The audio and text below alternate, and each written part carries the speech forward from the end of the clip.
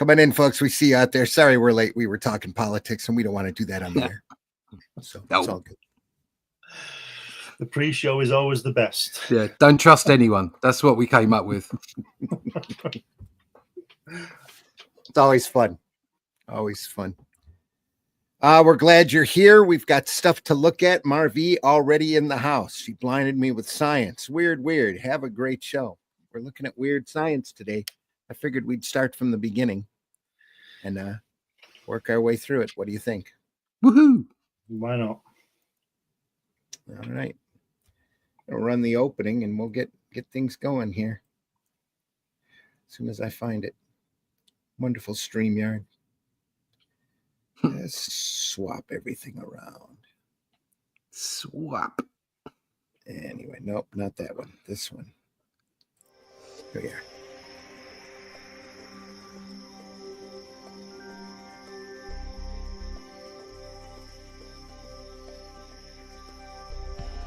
What was that? This is not a charade. We need total concentration. Now, once again, this time, with theory.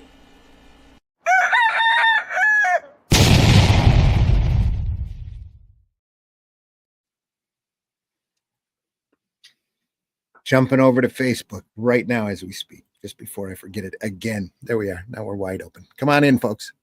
We see you out there. We got some great stuff to look at. More great stuff.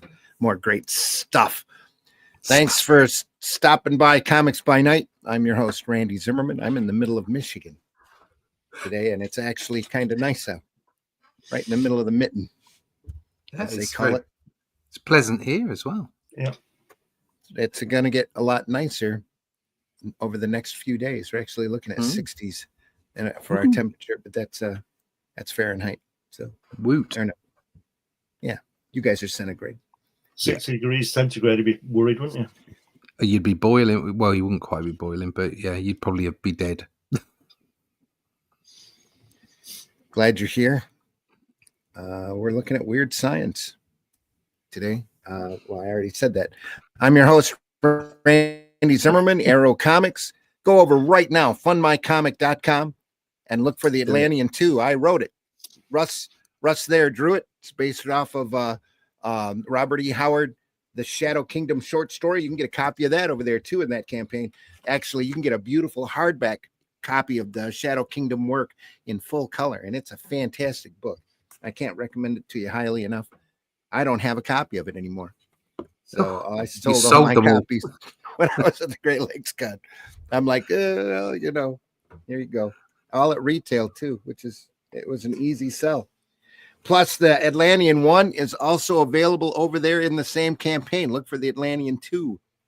And everybody gets a free print this time. Everybody gets a free print. Inkspot's lovely cover is painting over my pencils is going to be supplied to everyone. Everyone gets a free print of that. But there's also the black and white signed print that you can pick up in one of the rewards as well. So there you go. Excellent. All right.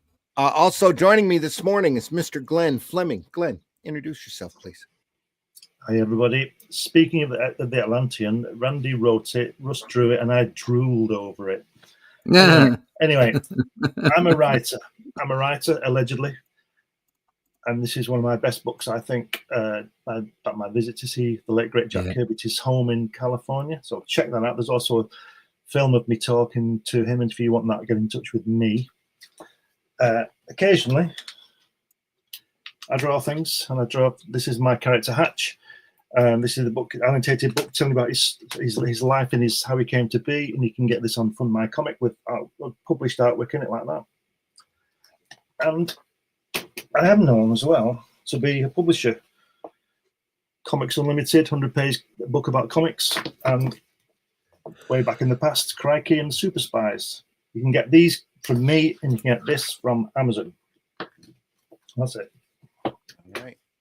Also joining us this morning, Mr. Russ Leach. Russ, introduce yourself, please. Hello, my name's Russ Leach. I am the artist on the Atlantean. That's all that matters at the moment. There you go. everything else has just paled into insignificance at the moment. You can pick up a copy of The Atlantean 1 and 2 and The Shadow Kingdom, which is where it all started, like Randy said, over at fundmycomic.com/The Atlantean 2.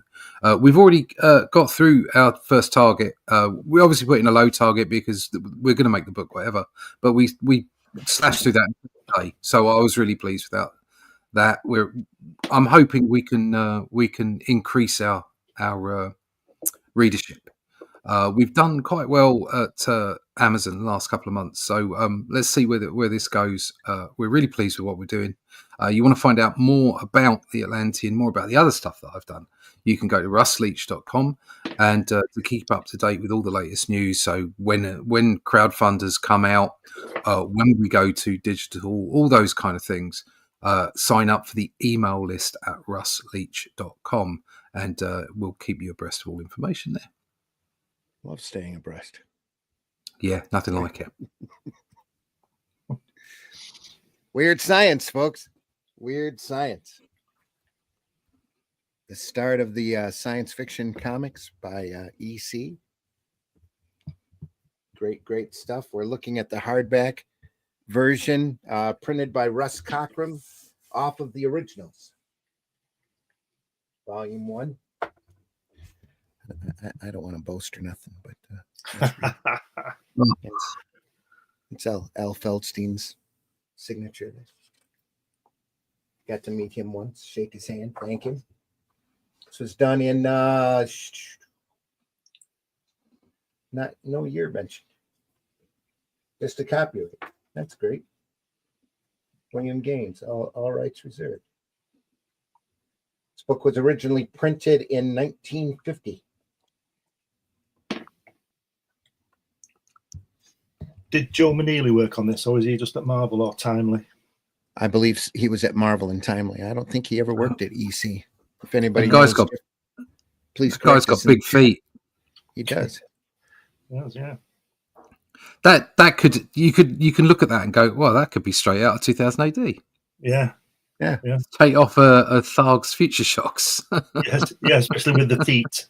Yeah, especially with the feet. He's got what's he called? Jack Davis feet. It's not Jack Davis art, is it? No, it's not. No Jack Davis here that I've seen. Wow. But I think this is Kurtzman layout and inks, maybe. And Jim Craig, perhaps. Lovely title there, drawn title. Gotta love it. Yeah, it's great, isn't it? This is before they really got into a rigid format. Yeah. Too, it's a kind of they do later on. That's kind of a Steve Ditko layout from that time as well, isn't it? It is, yeah. Kind of thing, composition he'd do. Stuff probably influenced Ditko pretty hard. Yeah. Dave is in the house. Have a good day, everyone. Thanks for Dave. stopping by, Dave. Hope you're doing well. All right. Got his I got a package from him last week. Fantastic. The perfect pen is just so good. It's one of those properties that's on my list. I got to get it. Got to get it. Marv, congratulations on the campaign. Shadow Kingdom was awesome. Can't wait to have the Atlantean. Thank you, Marv. Got to go back to work. Take care, Marv. Make that money. Cheers, Marv. Great stuff, EC. We've covered the company before. William Gaines, just a magnet for great sequential art talent. Always looking for the best. Sorry if that camera keeps jumping out of focus. It looks pretty clear. How's it looking on your end? A bit blurred. Could be better. It's in and out. It's better now. Let it have some focus. It was. No? Just don't move it anymore. That's it. It will come in. I'm sure it will with my hand flashing around it. Yeah. Lost in the microcosm. Still mechanical lettering through most of the ECs. Hauna Fear ad next to it, on sale now. Just as they're getting their feet wet. Look at that. She's opening the door on the cover.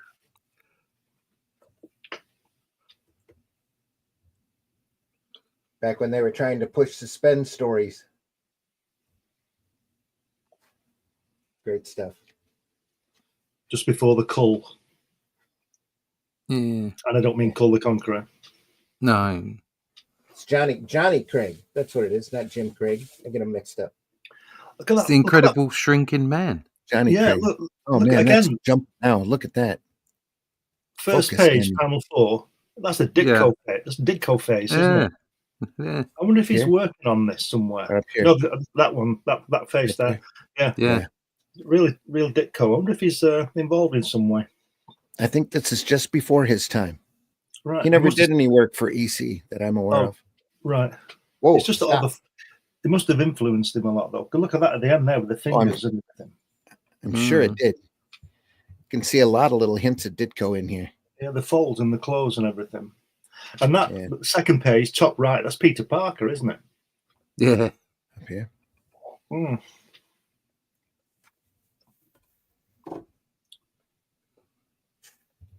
We're still having trouble. Yeah, it still looks blurry. I don't know what the problem is. Give it a couple of minutes. Often it settles down on itself. Just got to warm up. I'll Yeah. feed the hamsters a couple extra kernels of corn here. Maybe it'll straighten them out.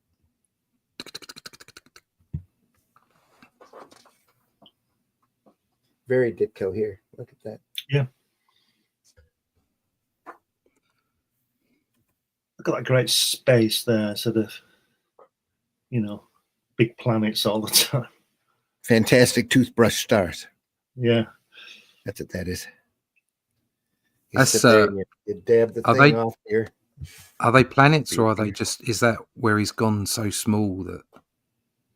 Well, they're he's gotten atoms? so small he's falling into another universe here. Oh wow! Of course, the air atoms would be bigger than him, so he'd suffocate. He's holding his breath the entire time. Why bring science into this? Yeah, Yeah. just weird science. Weird, right? There's a nice perspective shot.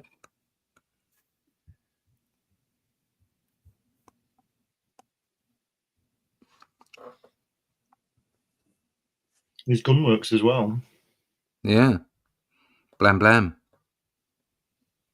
Got to protect himself from the large space whales, Space whales. space jellyfish. Here he's just blowing a tidal wave. Just for the hell of it. Got them That's what I- ships on top. Yeah. Fun stuff. I like this guy. The look of So he's sheer turned terror into on her face. He's turned into a homicidal maniac because he's shrunk. Hey, you get small enough, you'll be a giant to somebody, I guess. Another nice shot here.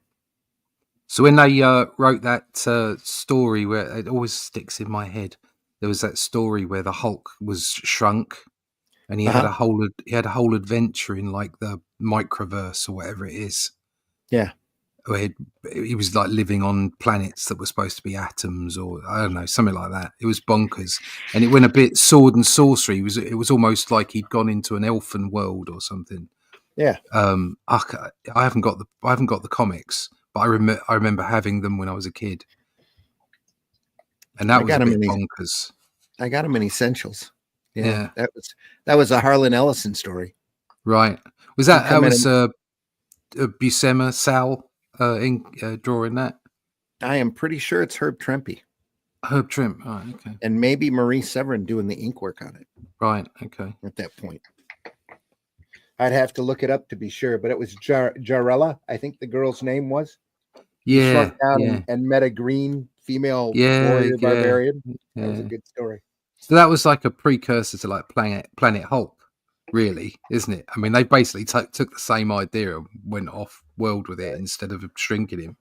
They've taken that seed of a story and abused it in every direction. they Yeah. can, Yeah. which is what they do anymore. But anyway, it's the dream of doom. no signatures on these early works. Look at this. It's kind of nice looking. That top right on the first page is a typical sci-fi thing, isn't it? You can on the where he's falling through the rings, you know, that time tunnel type of thing. Yeah. You can see it spinning behind him, can't you? Yeah. From Twilight Zone or something. Read the other day that somebody, Abrams, I think it is going to try to do a Irwin Allen verse and connect all of the Irwin Allen TV shows. Voyage and Land of the Giants. Time Tunnel. Time Tunnel. Yeah. Everything but Lost in Space, because I guess it'd be too distant to try to connect. Well, just looked up that Hulk thing. The first time he shrank to the microverse, it was the end of a story with Samson, Doc Samson. Mm-hmm. Yeah. And that was Sal Buscema. Oh, was it? And okay. Yeah, and that's $5,000 if you want to own that page. Ooh, wow. And that's probably an old price anymore. Well, it's over at Remitter Man. So. Oh, okay. Well, there you go. All right. Maybe that is current.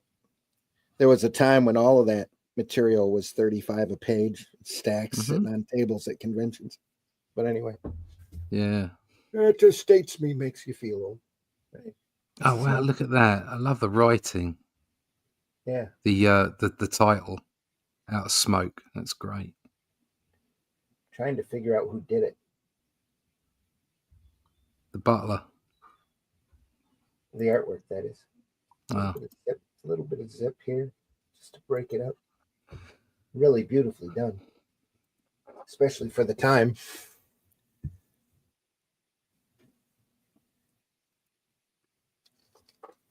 Let's see. This looks like Johnny Craig again. Nope. Look at that. That's Wood right there. Yeah, Wally Wood. Without a doubt. That's probably him all through this then. Huh. That sure is Wood. And that girl as well. Signature style, yeah. That Love ring panel is Ditko again type of thing. I'm not saying that he would obviously do it later, but maybe this artwork is sort of many hands, you know, whoever was in the office or whatever. Well, and also these guys are just getting their feet wet on this, so it's hard to distinguish. They haven't broken in their own individual style yet on a lot of this. Some of them are like Wood started out inking over somebody else, and who was it? Elders started out inking over Severin and all sorts of stuff. So then went on to do their own stuff. But that's definitely Wood ink in here. I'm surprised at the way the page layouts are so open. I mean, you've got some crazy. It's not the standard rigid look that you would see from EC later on. You know, like the 6-panel grid situation. Yeah.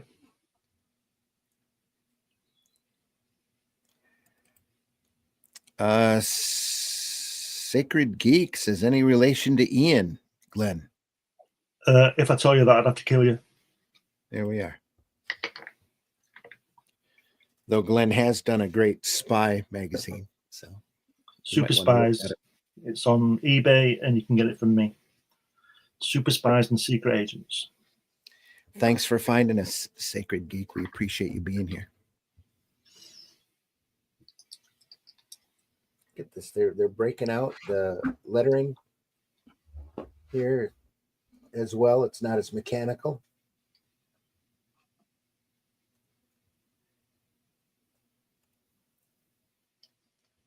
Really interesting, ingenious stuff. Look at that face there, the second panel with the girl, Ditko again, isn't it? Ditko kind of lighting. Lighting, yeah. It might have passed through many hands because that doesn't quite look like a wood ink work there. Who knows? I'd have to go in and read. The cool thing about these hardback books is they have an interview that runs all the way through. I'll have to sit and read it and see what they said. It's got all of the details on who did what and where, because they wanted to get all of that down, you know, and notarized, especially in this volume.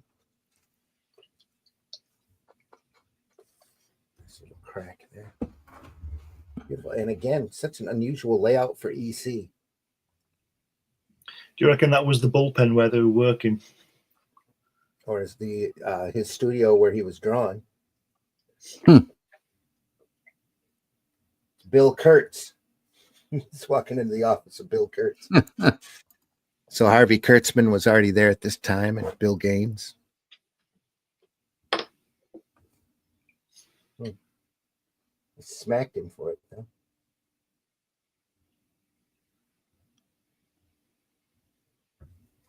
This here is a T-square, kids. They used to use that to draw straight lines on the boards. Now we just use it to scratch our backs. And then they created the parallel motion, didn't they? Yeah. It's always connected to the board. Look at the hardcore ink in here. It's almost tell. like Davis, isn't it? I can't tell you how many idiots I've worked with that use the parallel motion on a drawing board and their scalpel to cut board without using the metal rule. Ah! Why would you do that? Because you're fucking idiots, that's why.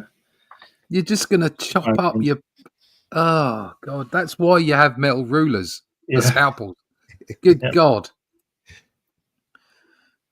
I'll tell you the worst one I ever saw.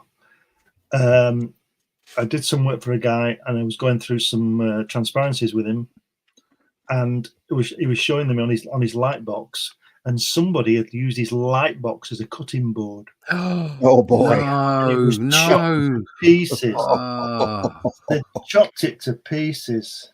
Oh, that's awful. That'll help the luminescence. Yeah. Oh dear. No, that's why you have cutting mats. Yeah. Yeah.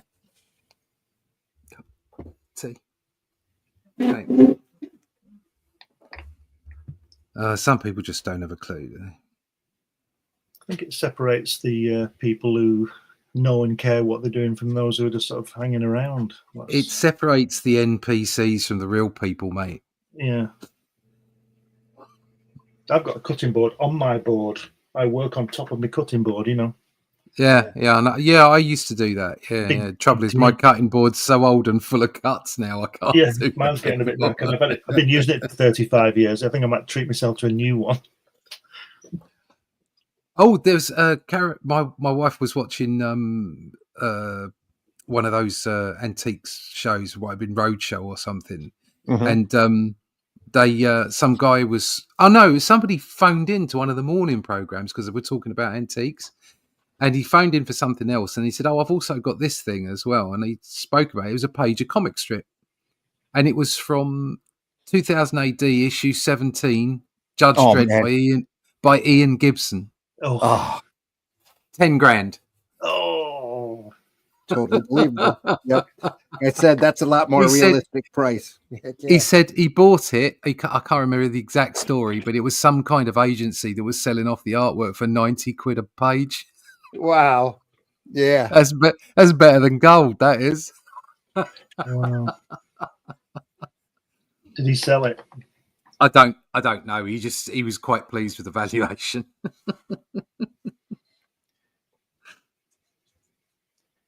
Well, like I said before, they had an Antiques Roadshow where somebody had an entire Frankenstein Mad comic parody that Bill Elder had done.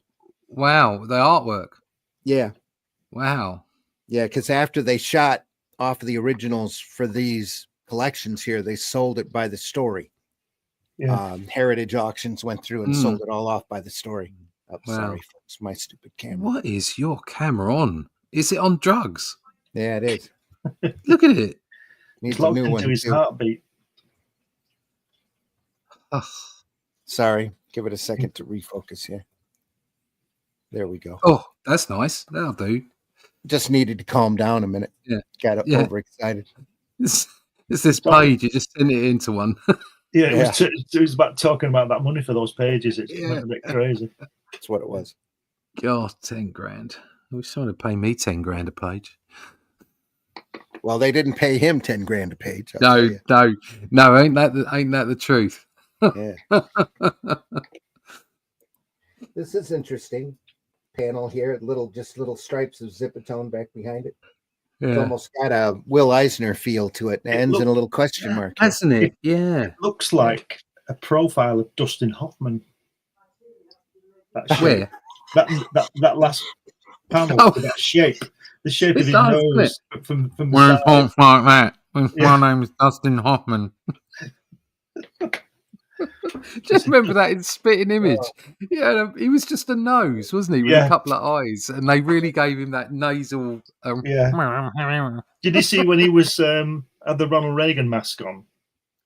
Did you see that one? Dustin went to stay at the White House, right? The puppet.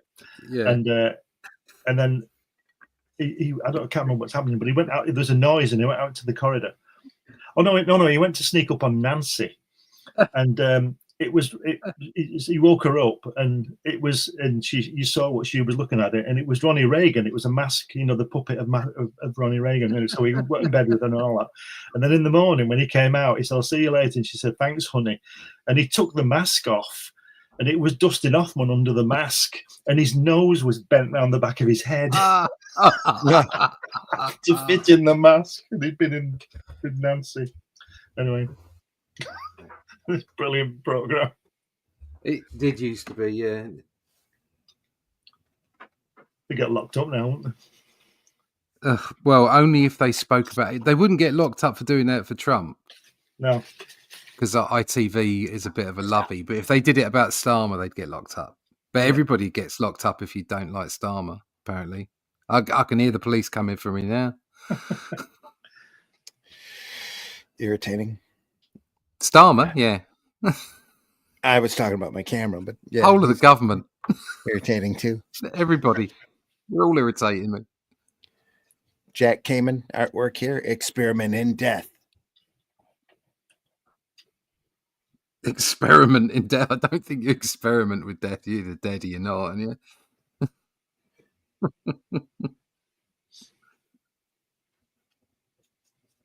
They all have great hair, don't they? Are they out him and Death? Because Death's copping a feel. Not quite, but yeah, he's got his arm around him. That's a big skull. It is. We all know what that means. That's what she said. Big hats. I like the ray gun in the bottom left. I think it's Yeah, it's a real. What was that puppet thing? Not the Jerry Anderson one. There was another one. Space Patrol. Remember that one? Yeah. You can imagine that it's yellow and red. Yeah, that's like Very Buck Rogers looking. Yeah, yeah, that's exactly what it is. And if you turn it upside down, it's got eyes and a mouth. That's right. Yes, like it's a little thing looking at you with his little robot. Whose artwork is this, Randy?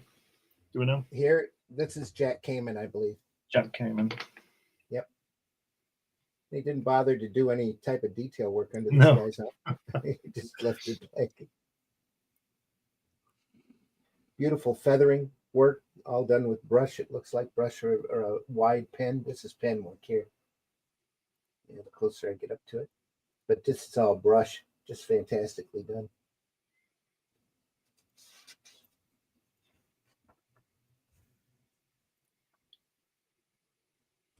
Like I said, great hair. Yep. Stop it, camera. Damn you. Damn you, camera. Yeah, that's lovely, isn't it? All the hair. Yeah. Well, he looks a bit excited, doesn't he? His eyes. God.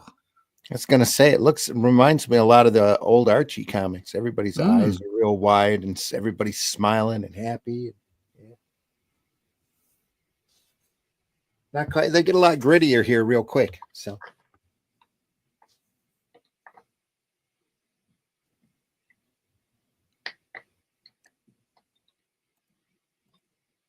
Right, Carlton, your theory was correct. Poor dog, if only you could tell us what it was like, what you saw. This must be a precursor to Jacob's Ladder. They're doing death experiments, killing dogs and then trying to get the story back. My camera's about to be killed here. at that. I don't know why it's throbbing like that. That's what she said. Because the camera's pulled farther back than an average comic because these are Yeah. nice size That- volumes. Yeah, that might be So something to do with it. Yeah. Must be what it is. It's having a rough time. Just doesn't figuring like out. that distance. No.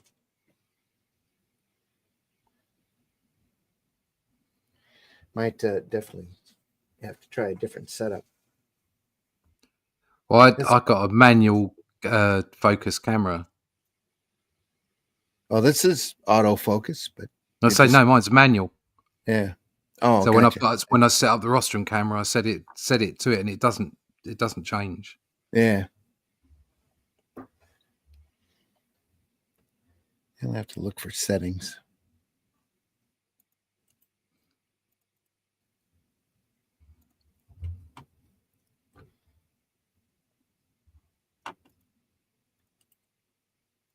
Has he killed him? It's killed him. Is he Yeah, probably unalive? killed him so he could bring him back to life. He's dead. He's alive. He's alive. He's dead, Jim. But not as we know it. The oscillator and amplifier are both warmed up and ready, at least. 10, 12, 14, and then it was time. Through the switches, the lights flashed. The sound waves were being directed at Carlton's heart. Brings him back. Thank goodness he's alive. It's is it Flatliners? Yeah, that's it. That's Yeah. what I was trying to think of. It's probably where they got the story from. Yeah. But if you think about it, because I know it goes back forever, but it goes back to Frankenstein, doesn't it? Because that's what he's bringing him back to life, isn't he? Yeah, Yeah. that's right. Yeah, no, nothing's Nothing's new. No, nothing's What we original. Yep. Sacred Geek says, glad to find it. Always wondered about old EC horror books as a teen, but never found any in the wild. What book is this? Were the original black and white also? These are shot off of the original artwork. This is Weird Science, which is EC's science fiction series. They did Weird Science, Weird Fantasy, and then Weird Science Fantasy. as kind of an annual bi-monthly type situation. These books were bi-monthly, and they were companions to the horror line and the crime line that EC was doing at the time. Bloody genius. They also broke out into horror, or not horror, but humor, and a few other places. Started Mad a couple of years after this book was done. Were they black and white? No, they were originally published in color, Right. and on very bad newsprint. But what happened is that Bill kept all of the originals because nobody figured this stuff would be worth anything. Kept it in a vault, and then 20, 25 years later, he goes back in and decides he's going to sell out the original work because original artwork started being having value at that point. And so he got a hold of Russ Cochran, who was a huge fan and a independent printer, a publisher from West Plains, Missouri. And Cochran went and took the artwork, made stats of everything, and put them together into hardbound books and offered them for subscription. So you could get, stop it, camera, damn you. You could get the entire run of Weird Science was the first offering that he did. And you could get the entire set hardback, 6 issues per hardback, reprinted. There we are. In a nice box set for a whopping $45. Wow. You had to pay him in advance, and sometimes you were waiting months to get the next set of volumes. But boy, were they worth it. I never had any appreciation for EC, but when they offered it, it was like too good to pass up. So as a kid, I sent my $45 in and waited and waited and waited. And when the volume came, I was just ecstatic. Just went through and read this stuff like crazy. absorbed it and went after all the rest of them whenever they came out, whenever a new set of volumes came out. I had my local comic shop that had just started up at that point, getting them for me, and then I would trade them comics for bound volumes of EC books. That's how I got the majority of the EC line in hardback.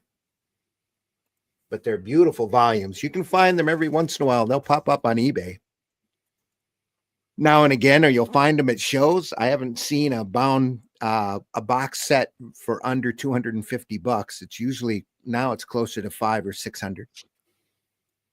But you occasionally you'll find somebody who's selling their sets off, or a little box set in the wild of who knows what. But they did them all. They ended up doing the entire EC line, even the books he released before Weird Science, and the New Trend books that were out afterwards. And the New Trend books were amazing. Back when the comic code kicked in, they tried to get around it by doing magazines and doing all sorts of other little oddball titles like Psychoanalysis and Piracy and Extra, which was a newspaper, a comic about the newspaper business. Ran those for about a half a dozen issues or so, and then he got tired of having to try to deal with the distributors and just started doing black and white magazines because they were easier to do, and eventually focused on Mad, which was his big seller.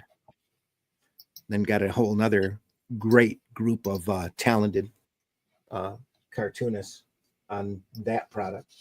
They ran that for decades. Floating Head.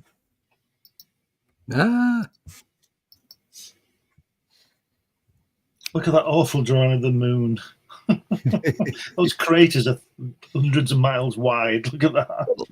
Pimple marks. Yes. It's terrible. Yeah. I like the oval ones. They're just Yeah. Yeah.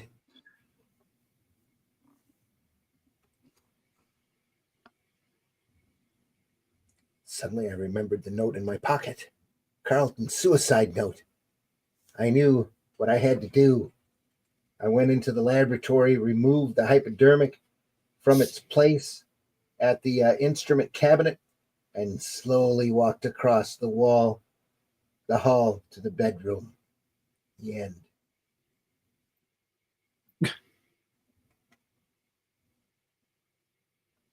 Yeah. I guess killing somebody turns them into a raving maniac. Sad I never heard about that offer. That was how I got all my anime VHS in the 90s. Yeah, I hear you. Yep. This was in the, what was it, 70s? It wasn't the 70s. It was probably late 70s, early 80s. I need to look for you. There was an indicia at the front, Randy, a few pages past where you were looking. Was there? Yeah, there was, but that's the indicia for the actual issue. Oh, right. Okay. That's Weird Science, May, June 1950, Volume 1, Number 12. Because they didn't care about numbering back then. There wasn't any collectability to these books. So they picked up a previous issue's numbering system so that the distributor wouldn't have a cow or think that he was picking up a new product. It was just number 12. Right. But before this, I think they had done Crime Patrol. They had done, They had done a couple of crime books that they stopped. Not crime suspense stories. That one lasted for a long time. Crime Patrol and Crime something. I got it sitting back here. Right behind me.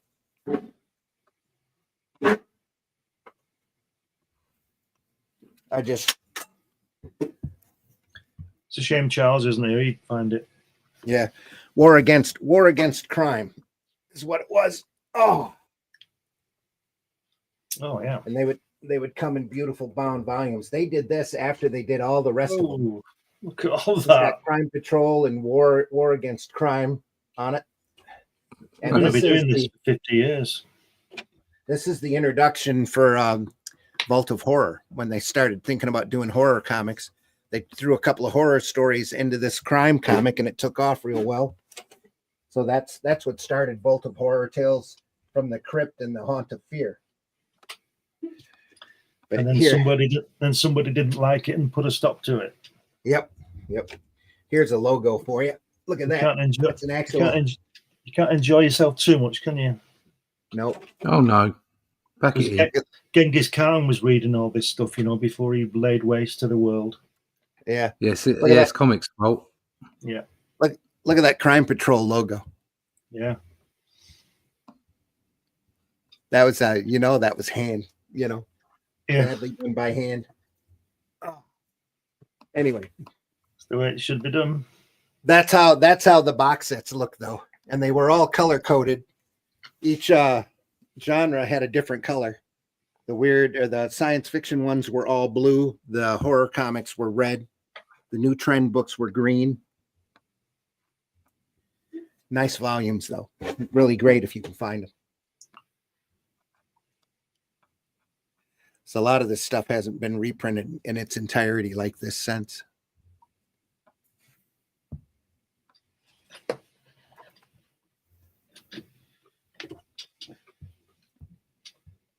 Yeah, there's the start of that interview I was telling you about. Who's this one? Yeah. Feldstein, probably. That's why I had him sign it. MC, they explain the and it's linked through as they took out the ad pages in the comics and through little interview, a continuous interview throughout each volume. Things from outer space. Are they driving a car on the moon? They are. Yeah. No, this is probably out in the desert. They came from a satellite of Alpha Centauri, a star over 25, whatever that is, trillion miles away, over 3 light years distance. They came here to Earth, these things from outer space. Oh, is that supposed to be Meteor Crater then in Arizona? Yeah. It's a bit deeper than that. You can tell by the cacti here. Yeah. It's deeper than that. It's a mile across, I think. Edge of a huge crater.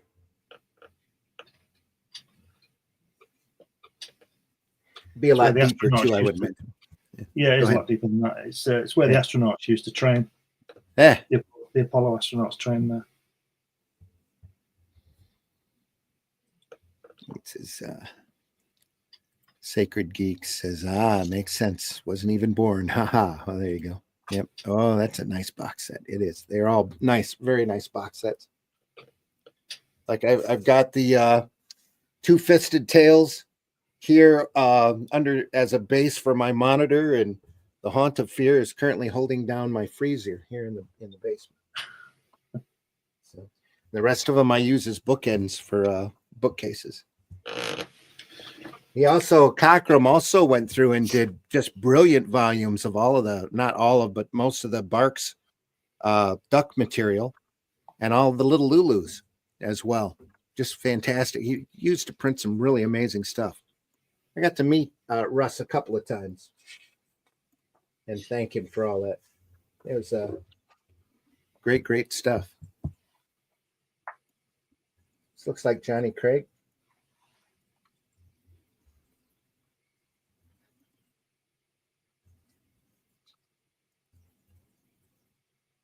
Thick old lines. Yeah. Very graphic. And the borders as well.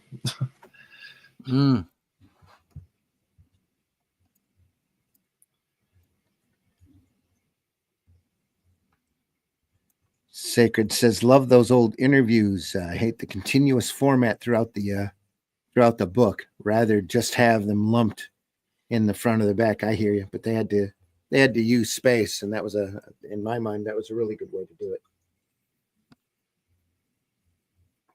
Either that or reprint the old ads, and that would have been fine too, but they probably didn't have them. So I'm sure that he didn't have original paste ups on those. They're probably discarded and reused a long time ago.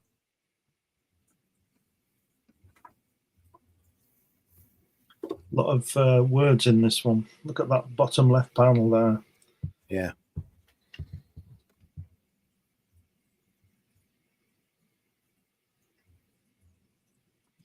It's not inspiring, is it? It's nostalgic more than inspiring work. Yeah, it's Mm. very 50s, very 50s looking. Got old hairstyles and greased back hair, that kind of thing. Everybody's in suits and ties. It really picks up, though. This is an amazing run, and you get all of these great masters on it in a very short period of time. Wally Wood really kicks in, does a lot of just amazing stuff.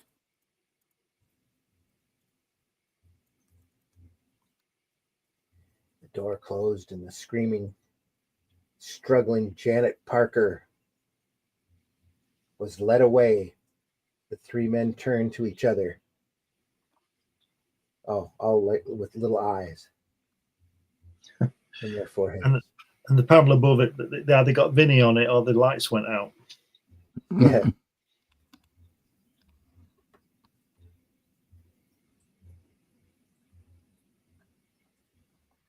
you like this book and the stories in it?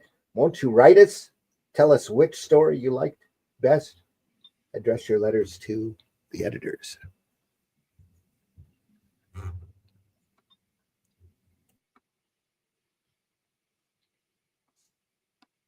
Third Eye.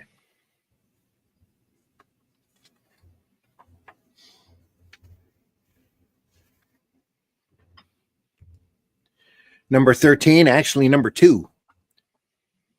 He's at 2. They end up going back to they changed the number here after a few issues. There's a couple of issues where they're not numbered on the outside at all, and then they pick up about issue 5 or 6 back to the original numbering, or back to the actual number. I've heard of artistic license, but it looks to me like they've moved the Lincoln Memorial to just outside the House of Representatives. It's about 2 miles away in reality. Yeah. Well, that last one must have been Feldstein on that, because they're looking at this artwork. It says Feldstein there, doesn't it, at the bottom? Yeah, it does. The reports coming in from around the country concerning these weird disc-shaped aircraft are preposterous. The Air Force flatly denies the existence of a flying saucer. Utter nonsense. Poppycock. The more things change, the more they stay the same. Yes. That's so true.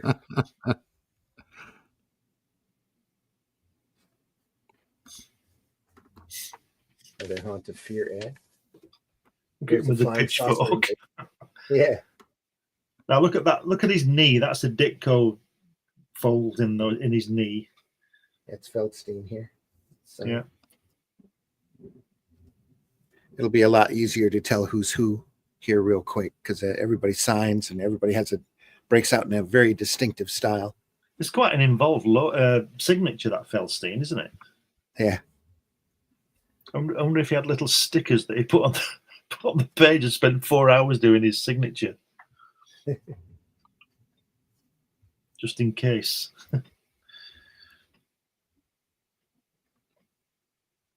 It's a great ad for the Haunt of Fear. That spaceship and looks like a manta ray, doesn't it, coming at you? Yep. It's like the Voyage to the Bottom of the Sea. Yeah. One on the front. The old flying sub. Yeah. Yeah, that was brilliant, wasn't it? That design was amazing. Yeah. Used to have a model, an Aurora model of it that my brothers put together. We set fire to all ours and they'll go to black blob.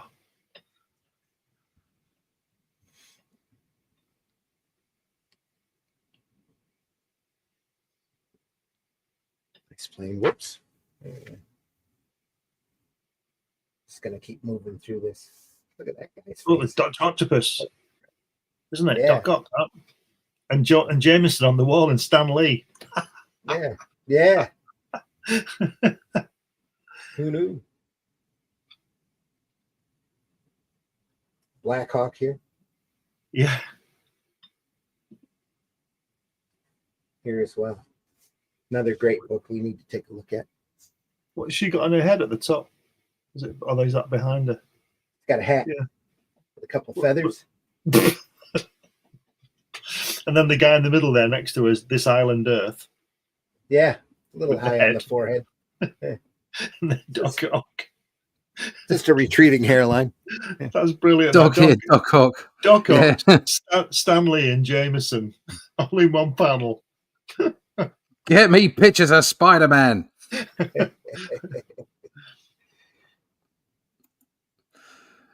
Now. And brushwork here. It's beautifully done.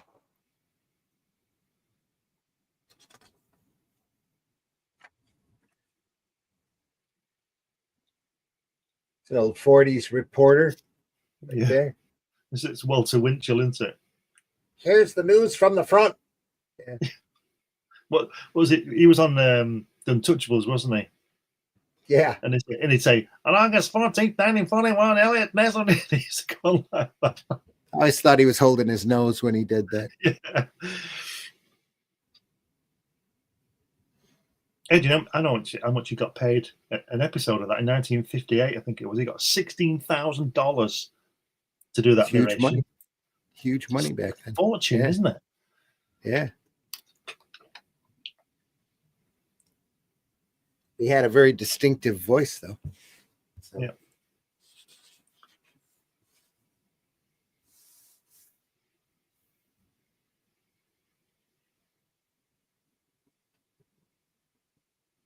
The Meteor Monster. Ooh. This might be wood again. Early wood. Yeah, that hair looks like wood, doesn't it, on that guy? Yeah, it does. Feathering work here. Yeah. Again, I reckon they're all touching these pages. I'm going to say touching up then, touching these pages. Yeah, it could be. Very likely. Yeah.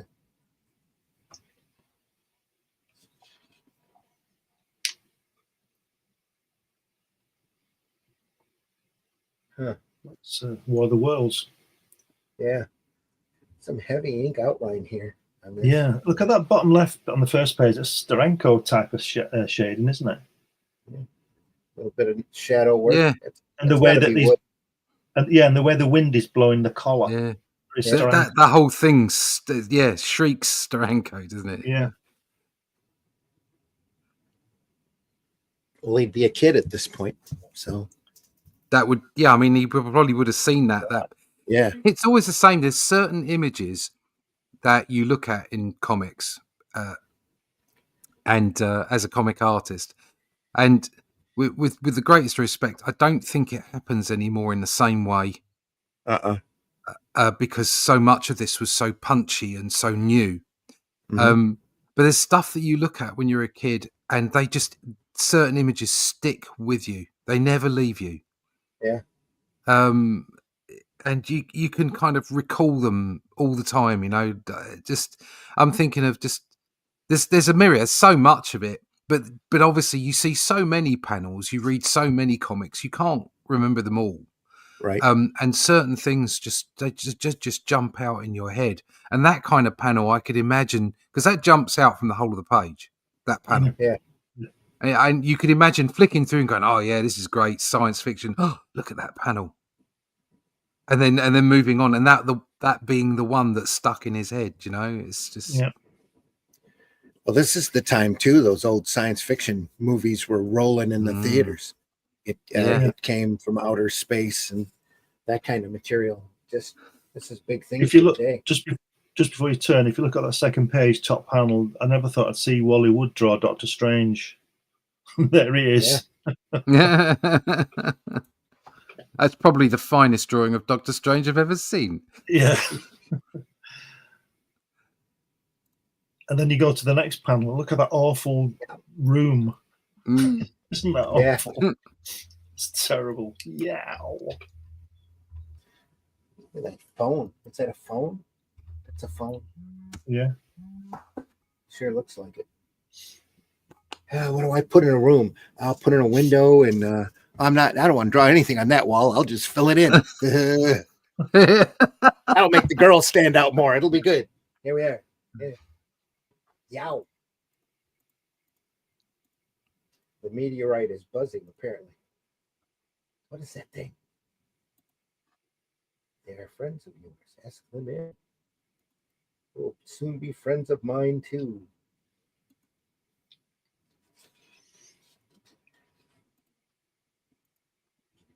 Oh, the entity in the rock is taking them over. Real outer limits. Look at that face. Yeah, that girl in the middle on the page, the previous is Wally Wood, isn't it?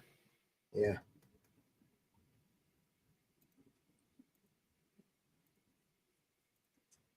Woodard Craig, maybe? Those faces here. Like the eyes.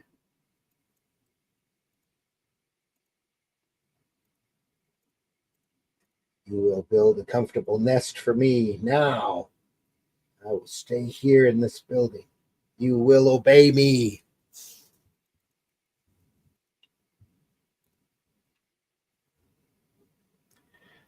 Still good though, because if you think about it, if this is 1950, that would make Wally Wood about what 23 or something, 23 or 24. Yeah. And it's still pretty good, isn't it? Yeah.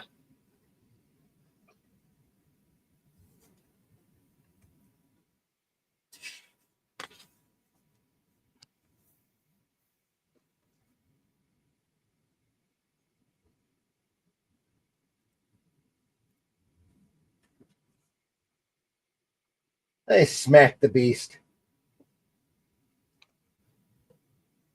with his cane. Blind guy couldn't be hypnotized.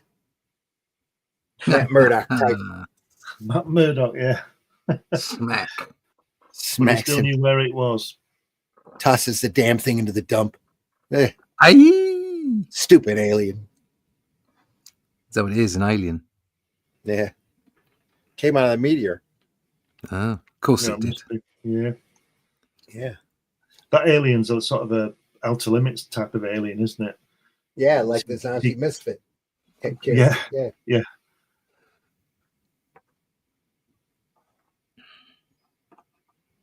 Crazy. Gruesome. The blow found its mark. At the very moment of the monster's death, the alien fingers of control withdrew from its prisoners' minds. That thing, it's awful. We were hypnotized into looking at, into liking it. Ugh, Yeah. gotta get rid of it. It's strange and horrible. Yeah, that's always a good reason. Two good reasons.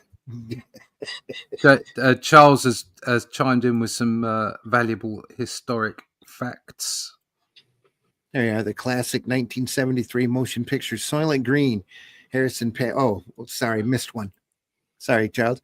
Written by Harry Harrison. Harry Harrison began as a comic book artist and later became a highly popular science fiction author. His novel Make Room, 1966, was used as the rough basis for the classic 73 motion picture Soylent Green. Oh, yeah. Harrison passed away in 2012 at the age of 87. Thanks, Charles. I think it may have been Steranko, but going back to great hand-drawn titles missing in today's, still recall a title page chiseled in rock in an X-Men book. Yeah, with early Havoc and Polaris. Absolutely. Steranko also did that great Hulk cover, didn't he? Yeah. The title all crumbling. Oh, yeah, just amazing. And he's got a good 20 minutes of story at a show anytime you want to take up his time on it, on all of the crap he had to go through in order to get that out there. Did it in a weekend, and then they think he said they had Marie Severin go through and wipe out half of the veins on the Hulk because they said it was too gruesome. They liked veiny. Veiny, yeah. Too veiny. Crazy. So did they erase it on the actual artwork? Yeah, white it out. Oh no. Well, they didn't think it was going to be worth a lot. I wonder where that cover is now. No idea. Some rich person's wall. The line I was in, this kid brought up an artisan edition that had it in it. And Steranko went off for like a good 20 minutes on it. It was amazing to stand there and watch him talk about that cover.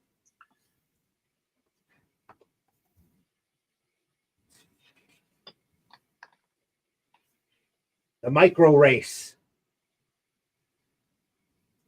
It's actually the Great Gazoo. No. We've got the heartbeat again. Now this one. There we are. Very distinctive. This is Graham Ingalls. This is Graham Ingalls before he was known as Ghastly Graham Ingalls and started doing all of that beautiful horror material. Why don't you zoom in just a little bit closer when you get the camera a little bit closer and just cut the top and the bottom off and see if that makes any difference?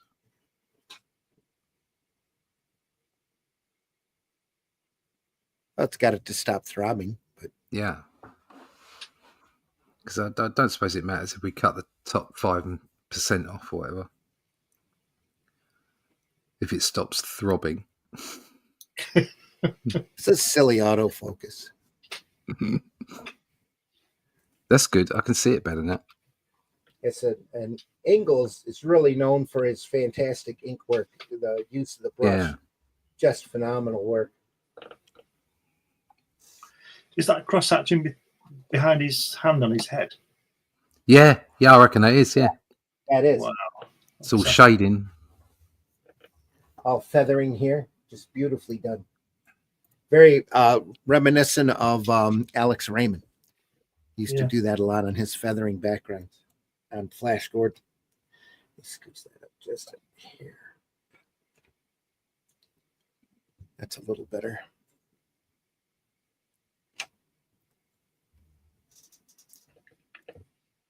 Yeah. Look at how he tightened down on the scientific equipment here. Just crazy good.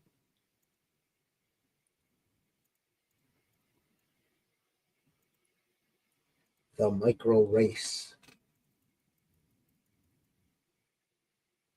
That's a Ditko shot, that second panel, isn't it?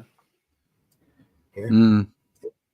That pose, yeah, with his lighting and the way he's got his legs, the way he's standing with his legs apart and his arm down. That's a real, Green Goblin when we didn't know who he was stance. Right. Yeah.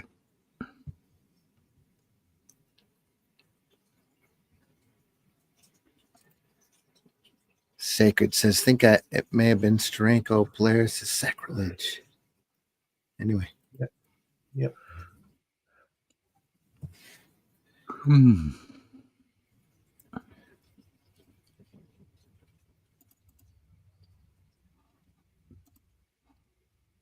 I've done it.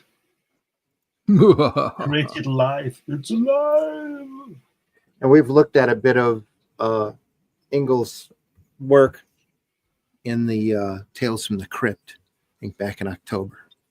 Look at the top left panel where he's walking over the sand. He's obviously hopping because those feet are very close together, aren't they? He's doing a skippy. It's just jumping. Yeah. Just got bored. Unless they're not his tracks and he's just walking past.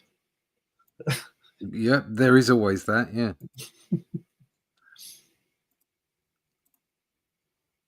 It's just a short stepper.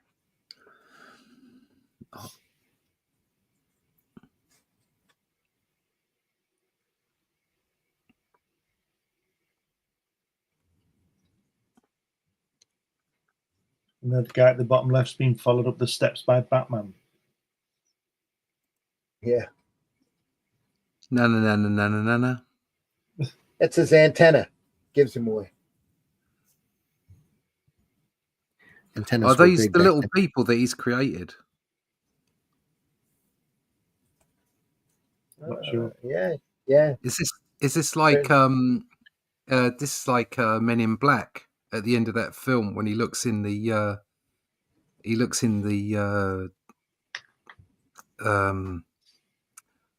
locker, the security locker, and there's a whole race of like little aliens in there. Yeah. I've never seen Men in Black. Is it any good? First one was all right. Yeah, the second one was okay as well. Yes. Will Smith. Yeah. I mean, it's a jolly wheeze. You know, it's good fun. It's good fun. Yeah, don't try to overthink it. Just there to Also, enjoy it. then if you watched Rick and Morty as well. They did something like that where Yeah. they shrunk down, and every time they shrunk down, there was another world, and they kept shrinking down.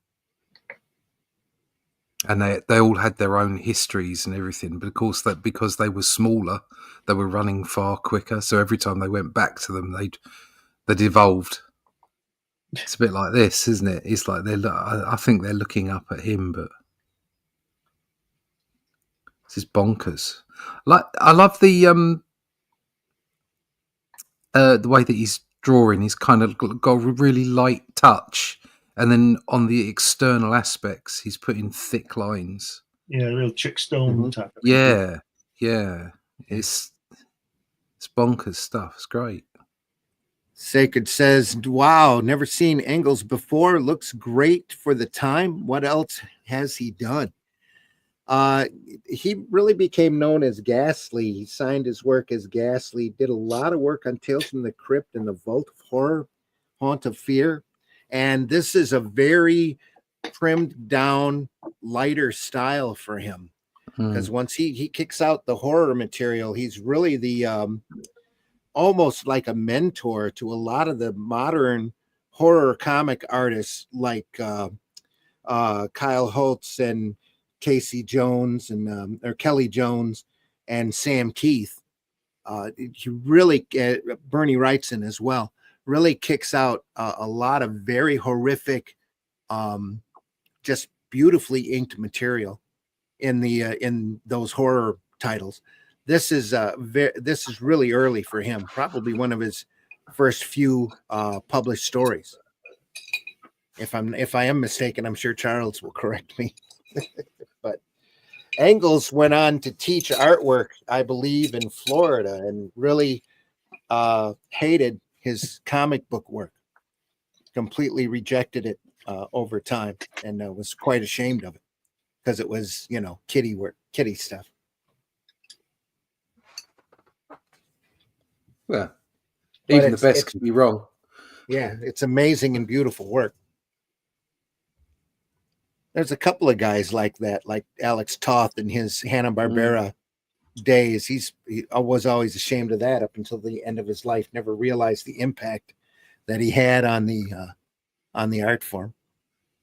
It's like Engels the same way. Well, it's social norms, isn't it, that create that. It's like this pervasive view that comic book art is just throwaway rubbish. Yeah, kiddie trash. It's just kiddie trash, and never the whole art form itself. The medium being seen as a valid storytelling medium. And it's never really gotten its just desserts, unless of course you live in Japan or in Europe. Not sort of anywhere away from the Western cultures. Yeah, they look at this as high art. Yeah. And it's because you're telling stories. Well, we have high culture in Europe, Western culture. I mean, yeah. Wasn't Toth a bit of a grumpy old git anyway? Oh yeah, he was a curmudgeon. I don't know much about him, but it seems to me that he spent such a long time in comics doing fantastic work and just complaining all the time. Go and do something else.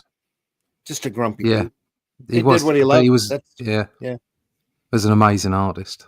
He was very passionate about it too. One of the best. Yeah. That's why he was grumpy, I think. That, and he didn't like people, I don't think. The man who raced time. Wow. Oh, look at that. This is from the Outer Limits, isn't it? Later, when they slow is it the Outer Limits when they slow down that robbery and they're watching that bullet go along. Have you seen that one? Or somebody goes to kill somebody. I can't remember what it was. Somebody goes to shoot somebody, and these two alien guys, they slow down time, and they're watching this bullet going across the floor to this guy, and talking about it, and standing in front of it and going behind it and all sorts of things. Pretty sure this is a very serious Harvey Kurtzman. Yeah. Doing this, yeah. Again, very different from the style he ends up. Look at those lovely bold strokes on the policeman's trousers. Yeah. That's fantastic. Confidence to put that in there. Here as well. Look at that. Yeah. and it looks like it's just thrown in, doesn't it? And it's not. He knows exactly what he's doing. Yeah.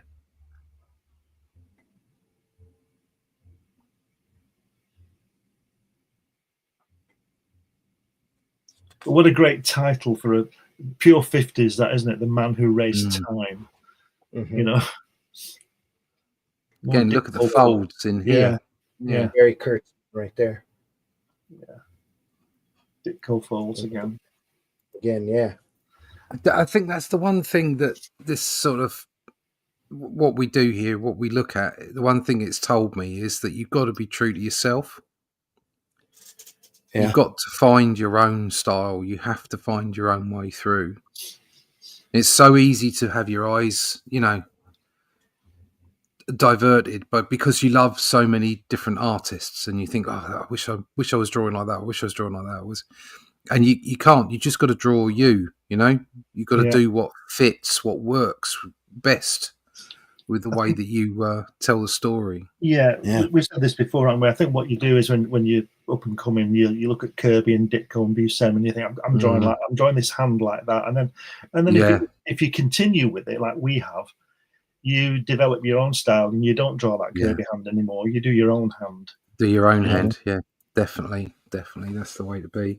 But it is tough.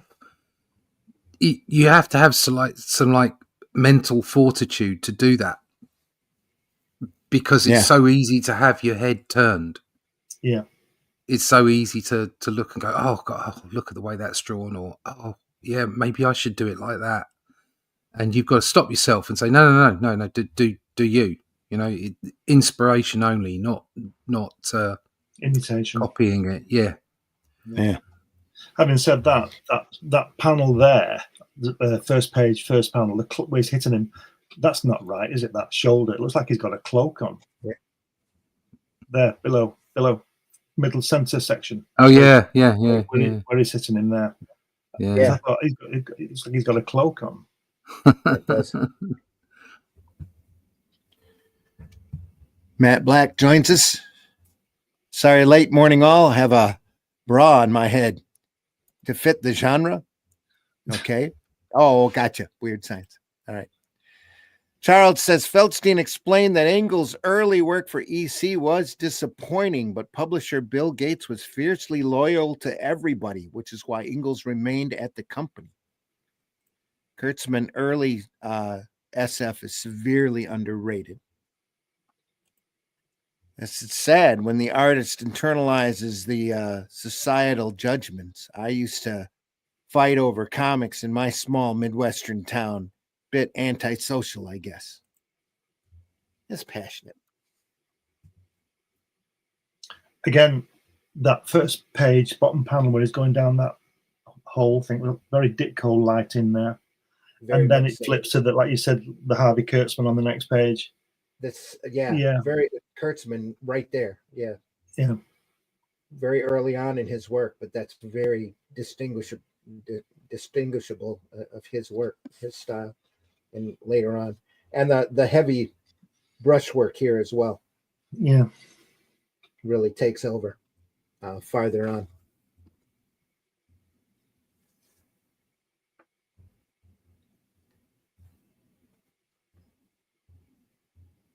That's the line work here. And these are all lines. There's no gray tone or zipper tone used here, just line work. Look at that panel. That almost looks like Kubert. Yeah. Who was it? Was it you, Randy, who was saying the other week that I said something about, and it looked like early Ditko and it was Kubert. Did he say, was it you that said he sort of followed his style, but Kubert's style changed? Does that make sense? Is that right? Yeah. We mentioned that, didn't we?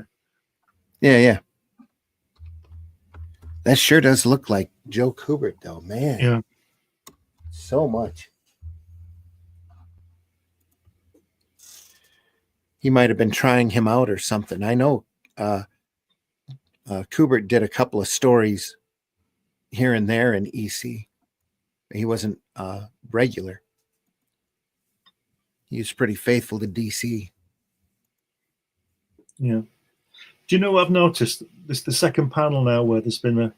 If you look at the second page at the top two panels, it's the same shot, but he hasn't traced it or just put the other shot up against it. He's redrawn it. Yeah. Pretty much the same, but you can see the differences, and I think that's really great that he's done that. Mm-hmm. Whereas it would just be easy just to literally trace the first one over, or drop a print of it on and do the guy behind him. I think that's great. You never know, though. He could have done it in thumbnail and just like light boxed it. Yeah, but that's what I'm saying. I think if you look at the light between them, the door or the panel at the back, if you go up towards the light, it doesn't do it on the second one. It tightens it. Yeah. You know what I mean? I know he's there, but I think it's great. I think he's redrawn that. Oh yeah, without doubt. And he's the policeman is this guy here. Yeah. But the policeman is higher up in the first panel. Yeah. And she's got a bigger bottom on the second panel. Mm-hmm. So it's a shadow. It's a shadow. I just think it's great. I think he's redrawn that. Yeah, I'm sure you're right. What are you looking at? 1 in 16. Okay.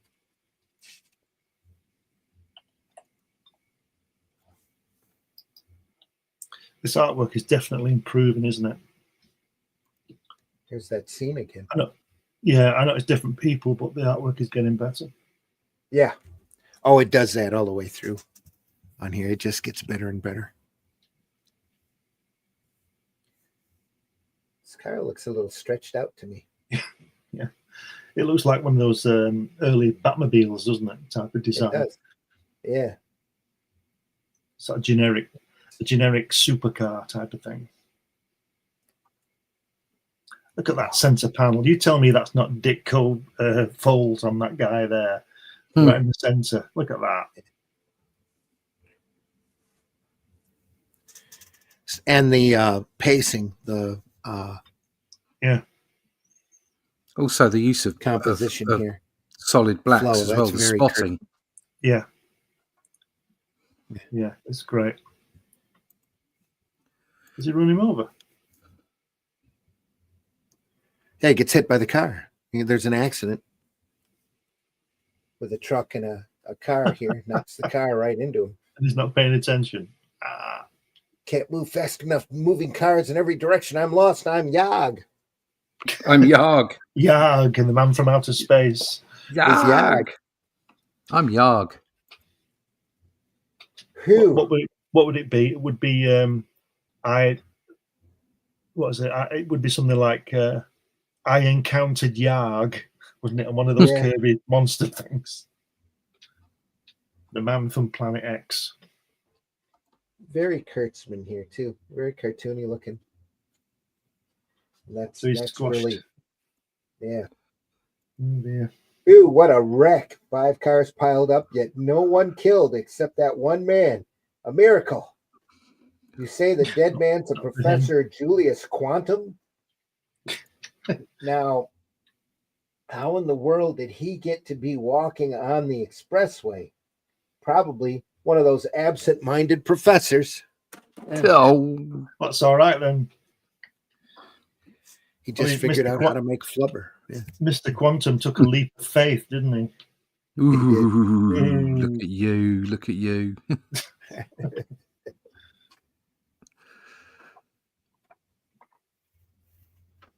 Wow, look at that. It's better. Look at that. Another Feldstein cover here.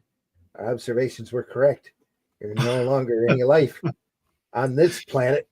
What does the paper say? U.S. threatens to use hydrogen bomb to end atomic war. How does that work?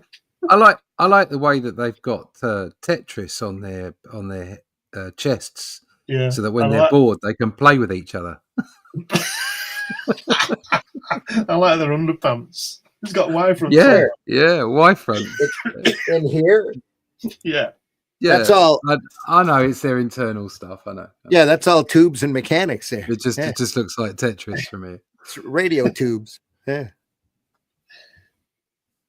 Yeah, it looks different 2,000 miles away, doesn't it? Well, 5,000 miles away, I should yeah, say. yeah.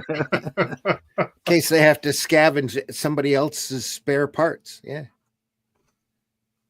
I see you've got a radio, an X15 radio tube sitting there. I need one of those. I like their mouths. They're like kissing robots. They are. Like those dolls. Yeah. Oh boy.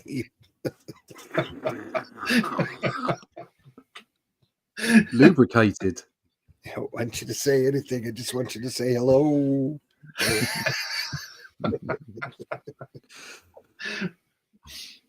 Now with real sound effects. Do you know what's really great about these old covers is that half of it is the title. Yeah. Half of the cover space. You know, Yeah.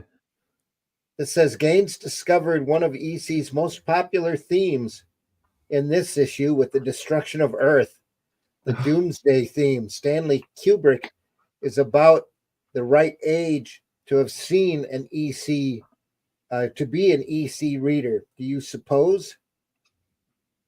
This cover is the last of the 3 covers which use the old style logo and use the cover panel with the phrase "new trend."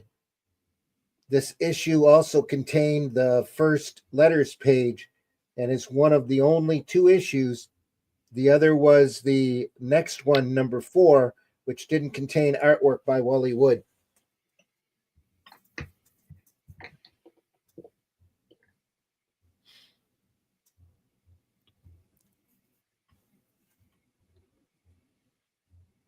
Featuring the new trend in magazines, incredible science fiction stories that will astound you. Shall we keep going? It is 122. We can probably cover another issue. yeah. The destruction of the Earth. Look at that. That sounds Jack Kamen here. Oh no, that's Feldstein. There, yeah. Yep. Look for the seal. Arr, arr. He was already getting flack about quality in comics. Look at the list of titles they've got: Tales from the Crypt, Haunt of Fear, Vault of Horror, Weird Science, Weird Fantasy, and Modern Love. Just fantastic, Yeah. What a, yeah. fantastic output and everything.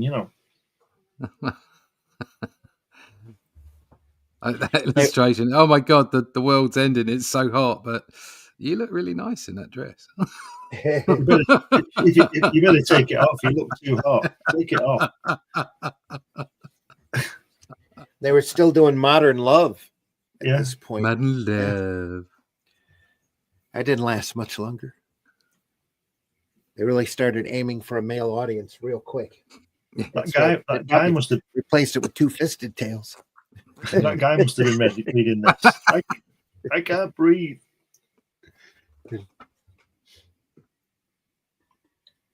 Only a few more hours, gasp, and we'll be too close, cough, to the sun to exist. Getting warmer.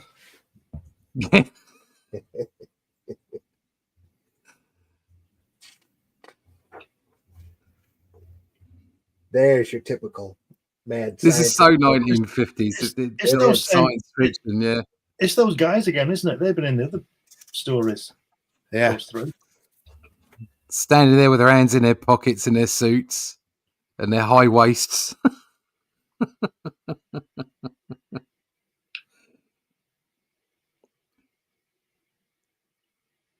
Randy's gone. Is he coughing? I'm not sure. I'm not sure about that explosion, though. I'm going to say, look at that nuclear explosion. It's a bit odd, isn't it? It looks more like a broccoli plant. Yeah. It does, yes. Yeah. Must have been close to lunch. Who's the guy with the eyebrows? Is that Dennis Healy, do you think?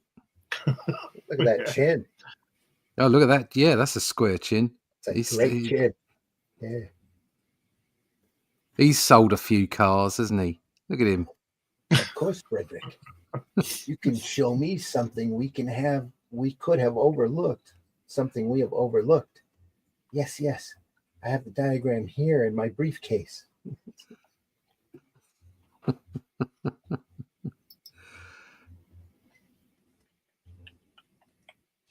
going to just have the destruction of Earth.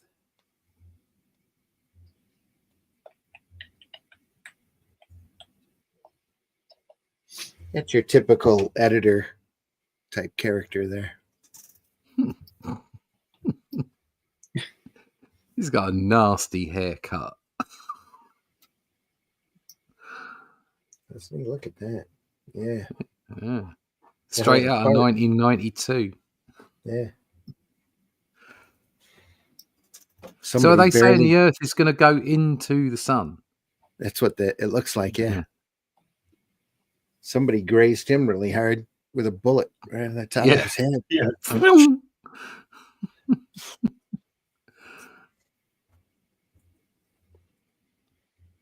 I like the way they've drawn the sun, though. It's like they haven't just drawn a circle. Yeah. Yeah, it's not bad, considering they probably didn't know what the sun looked like then. Not properly, anyway. Yeah. That's the scientist dude because he's bald. He's got glasses. Next thing you know, he'll have a pipe. Yeah. Yeah. And the guy and a pork pie hat.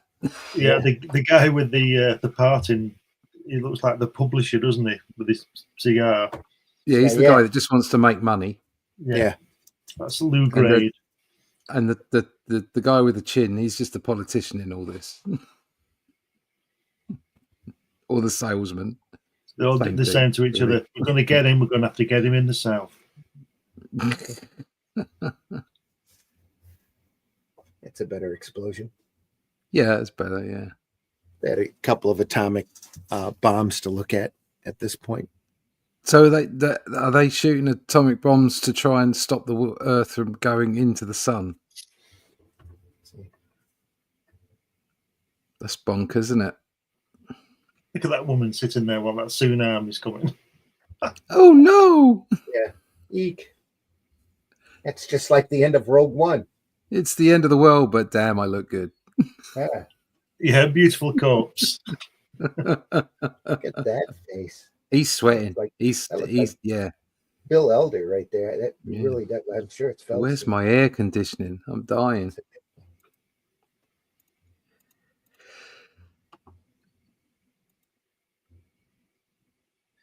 That guy on the bottom left there, that Japanese gate thing that they have. That could be the guy in that film up in Tibet who starts ringing that bell when that Armageddon film, whatever it's called. You know which one I mean? Well, the one with Bruce Willis. No, not that one.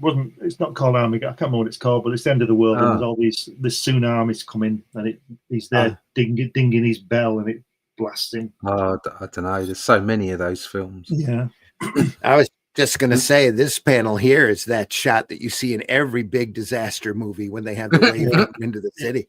Yeah, right. Yeah, and all those boxes coming in on the top. Yeah. All knocked over.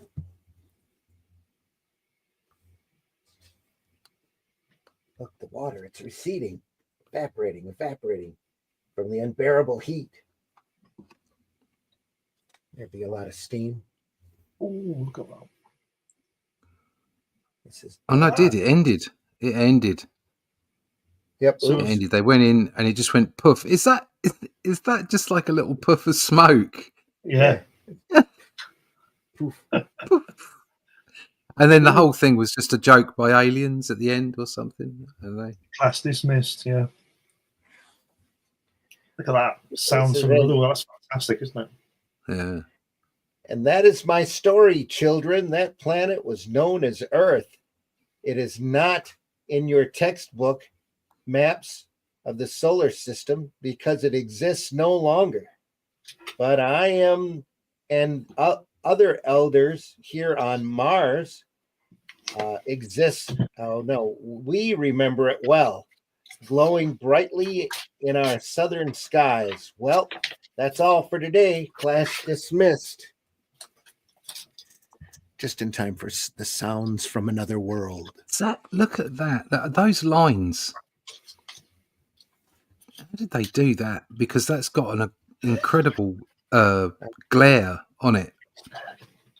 And the width gets larger the farther in you go too. Yeah, but Just- but it looks like there's some kind of disruption pattern. It's probably just a camera, but it looks amazing. Just put me on the screen, Randy. I want to show you something All to right. do with that. See that sounds from out that drawing we're talking about there. Just put me on. This is my drawing. This is from 1969. Okay. Mm-hmm. Oh, there you go. Look at that. Yeah. Yeah. So my comic, The Black Diamond. All right, there's some Cool. Kirby crackle in there. Yeah, Yeah, there is. 1969, complete with staples. Oh, look at you. Off God, Single- the spine. Yeah. Single pages. amazing. There you go. Was it a 3-page leaflet, mate? No, it's a 16. It's a 16-page. Yeah. Oh, I see. Yeah, got you. Yeah, I got you. Yeah, it's slow there. Bit slow there. Sorry about that. That's all a right. running gag, folks. It's a running gag for the show. That's great, mate. I love that. Look at that hat. That's a great hat. Listen, Matt- I'm Matt really Smith proud would of be these. proud. Yeah. I was 14 when I was drawing this. I'm impressed you've Yeah. still got it. That's Yeah, what I've got I'm that. impressed with. Look at that. And then came the Brilliant, mate. discus. Look at that. Look at that. Yes. Yeah, that's this. I've got loads of them. There's Great loads stuff. of copies of it. There we are. I should publish them, You should. but maybe I won't. Anyway, let's get back to something good. Sounds from another world. Whoa. Terror. That's what you see in this man's face. Pure abject terror. For he's hearing sounds no other mortal man has ever heard. Inhuman sounds. Sounds like all the suffering and tortured agony of all of the ages rolled into one. This is the story about Henry Sonatown and his invention that enabled him to hear the sounds from another world. His invention is a giant toucan on that second panel. Here, Yeah. it's a gardening shears. Yeah, That's what one Guinness can do. Just think what two can. there you are. Oh, look at that woman there. Oh, This- man. Her face there, that's it's reminiscent, and the way that the shading's done with all the black, it's Yeah. reminiscent of Robin's. Yeah. Yeah, Is it what's he called This- again? this is all Kurtzman here. Kurtzman, that's the one, yeah. Yeah. Harvey Kurtzman, yeah. That's just great. The blast from the headphones here. Ah! Look at his eyes. I hear it now growing stronger. It's beautiful. Wonderful, strange voices. So musical and harmonious. Where are they coming from then? A horrible shriek, a terrible, agonized, soul searing shriek.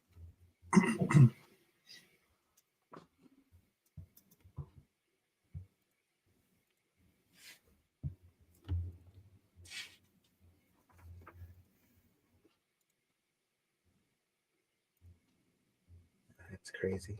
Man.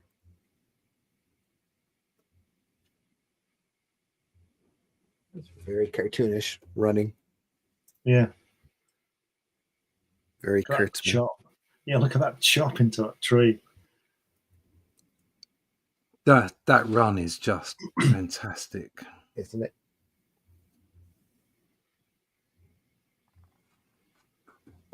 Yeah, I see what you mean. Chop. Chop. He's not having much fun, this guy, is he? It's not. Yeah. Oh, chop.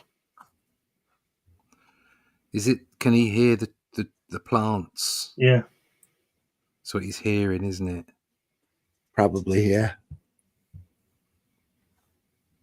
Because love this. it's singing and everything. They're like beautiful music, and then when the gardener comes in and chops stuff up, they scream. Yeah. That's a great shot at the top, isn't it? When he's got that blanket over his legs, Yeah, his knees, yeah. isn't that great? The draping there. Yeah. Yeah. Again, really heavy drape. That's just brilliant.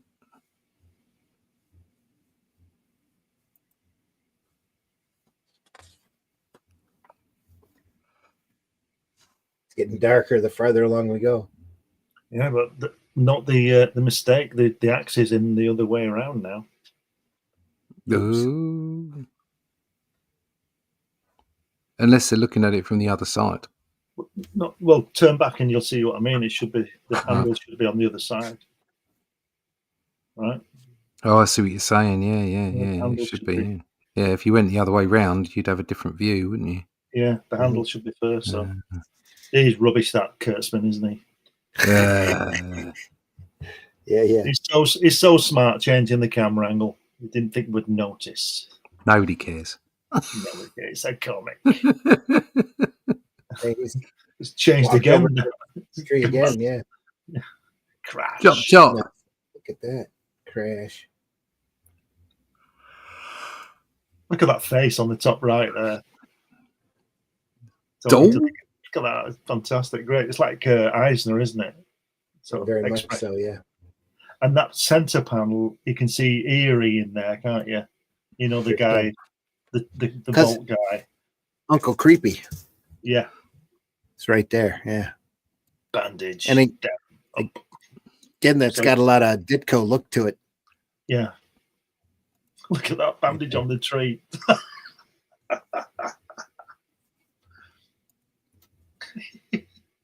There, the tree is all bandaged. Now let me have the axe and we'll go home. It's like, the story. Oh. Years ago. But since then, I have developed a technique to hear the trees and flowers even without a machine. I talk with them all day long. That's why you mustn't cut the hedges. You'll hurt them and they'll cry. Hey, Professor. He's in the sanitarium. Come on, Professor. Time to eat dinner. Meat. I will only eat meat. I'm a meatitarian. I refuse to eat plants. They are my friends.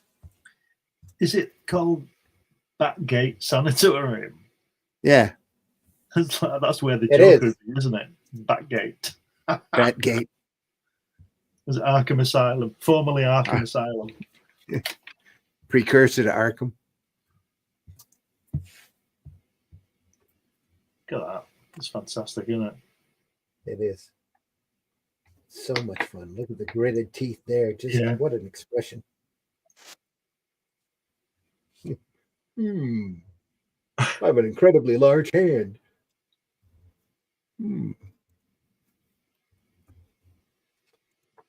Anyway, failure. There's suspense stories, another advertisement for Hana Fear, and picture stories from the Bible Wow. that originated EC to start with. We're throbbing again. Sorry.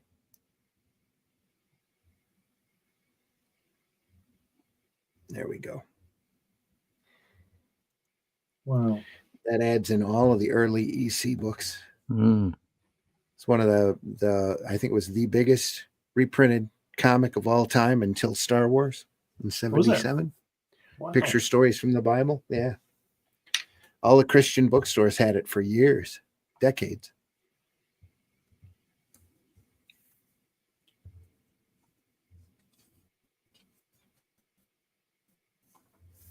You can't find copies of it hardly anywhere. This is Harrison, like what Charles was talking about. Yeah. Harry Harrison. Oh, Machine We're going to from stop nowhere. there. We are at 1:40. We can finish off this issue if we need to. What do you think? Huh? Um, 40? Okay, either What? way. Is my clock wrong? I'm My on counter says 1:40. Yeah. Oh, Mine's right. We- I was looking at the time. 11:45. Yeah, it's 45. We started about 5-6 minutes late. Right.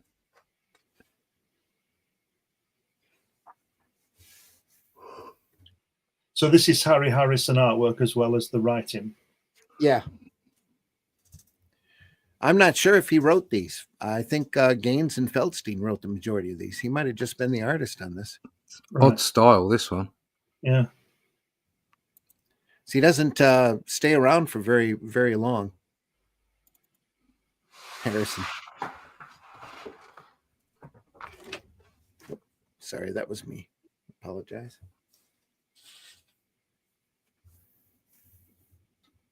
We can keep it moving. Pretty Yeah, there's standard story. Yeah, there's no blacks in it, is there? No spotted blacks, really. No, Exactly. Yeah. very light. Little Except the odd one. spaceship. Yeah.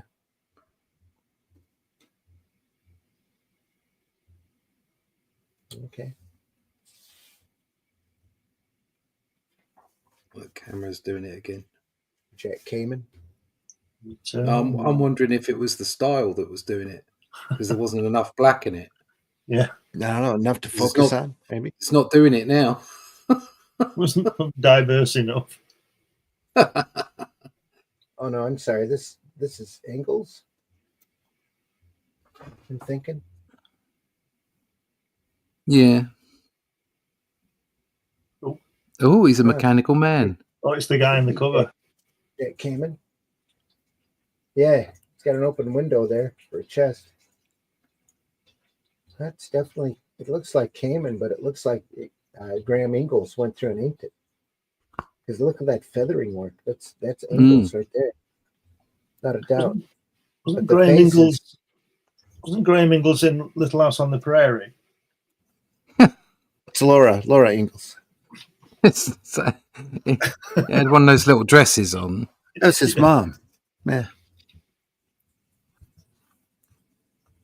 Wow.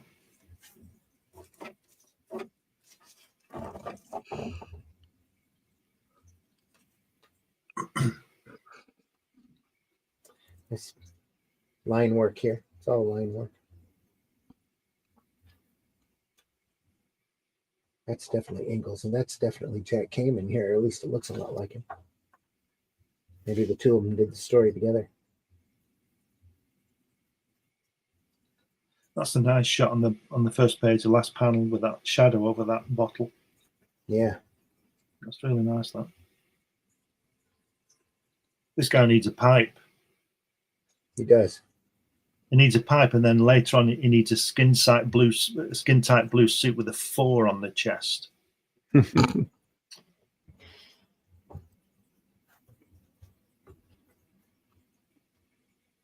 Just because of his gray temples there. Yeah. Yeah. Yeah.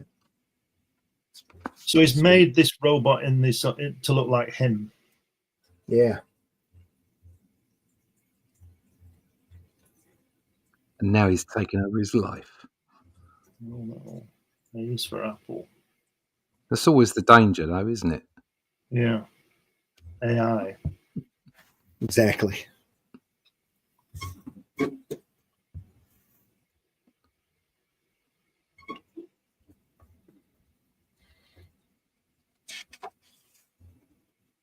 It's nice stuff. That's Yeah, just, it's I keep going back to that panel. It looks really Yeah. good. It's fantastic, isn't it?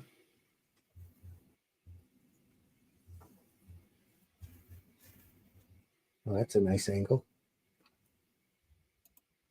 Inking on it isn't as good as the other stuff, but it still works. Interesting explosion here. Look at the speech bubble going all the way through it. Yeah, the tail. Yeah.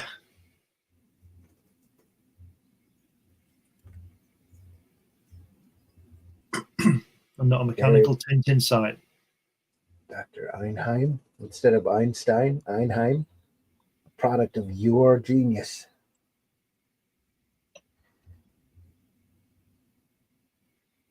His greatest triumphs are still before us.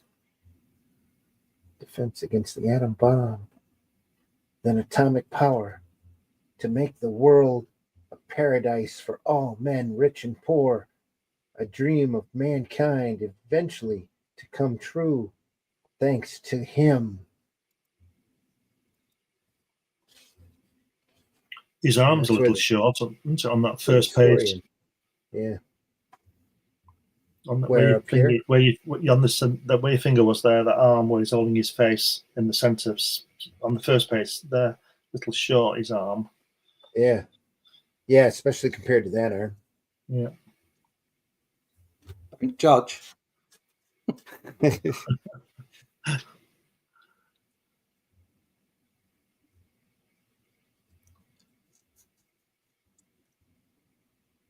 Yeah, and that's it for the issue.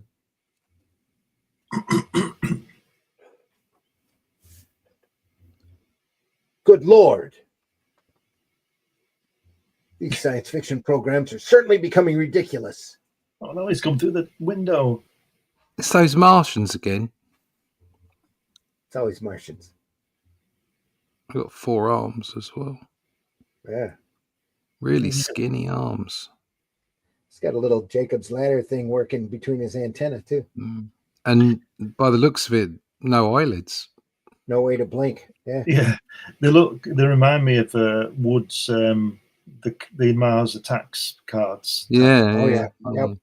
Especially the girl who's got his hands conveniently placed on his shoulders, keeping them warm.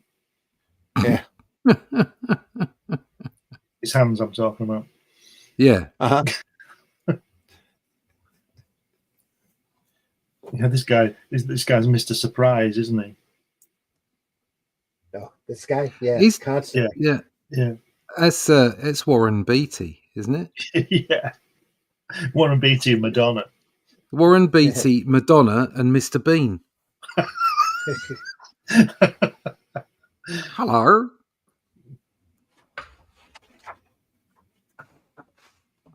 This cover with the new style logo repeats the same theme that had proved popular with EC readers: the invasion and destruction of the Earth by creatures from space. And the lead story, Panic Games, gives a new twist to the Mercury Theater Orson Welles' War of the Worlds broadcast of 1939, and we are treated to some of the first of Feldstein's BEM bug-eyed monsters. Yeah. We'll get more into that next week. It's a good place to stop. Yeah.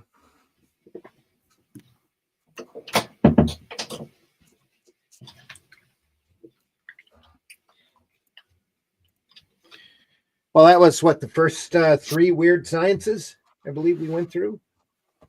Wow. One. Beautifully colored covers, colored and recolored by Marie Severin. Really? Yeah. Wow.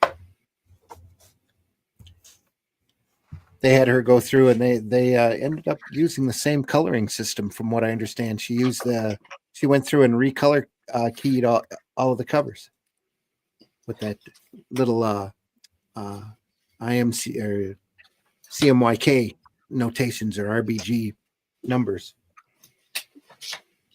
to get the coloring right. First 3 issues of Weird Science, folks. We'll continue on next week with part 2. Yeah. Yes. More fun, more wood. Lots more wood to come. Giggity.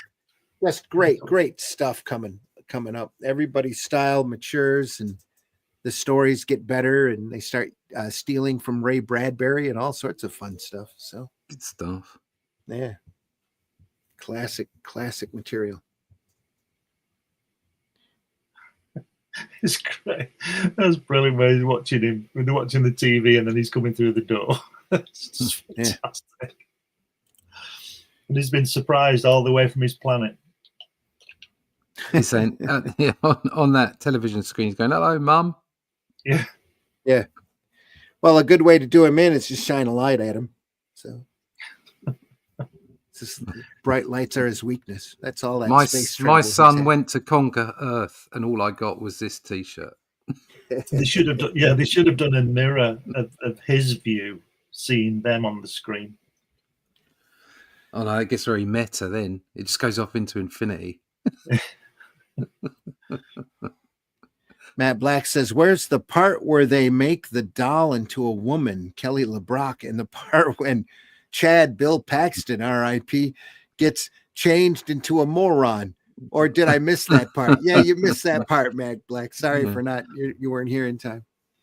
This is the comic that inspired the movie, but the movie isn't anything like the comic. So. All right, folks, we're really glad you stopped by. That's, like I said, that's the first 3 issues of Weird Science. We'll go through more next week. Cool. As the world just gets crazier. Russ, you want to tell people how they can find you? Yeah, you can find me at, there you go, I'll start my camera. You can find me at russleach.com. If you want to find out more about the Atlantean, go to russleach.com, sign up for the email list. That's pretty much where we're at the moment. It's all the Atlantean. I've got some bits and pieces for other people, but something nice for our editor, Aaron. And he'll show that off at some point. And I did a cover recently for somebody else, but pretty much all my focus is now on the Atlantean and making more and more of those books. And you can get issue 1 and 2 plus the Shadow Kingdom over at fundmycomic.com/theatlantean2. But find out all about everything as it comes, as the news hits. Go to russleach.com and sign up for the email list. You want to see a little bit of artwork? Yeah. If you want to throw it up there, absolutely. Yeah. Let's see. Can you see that one?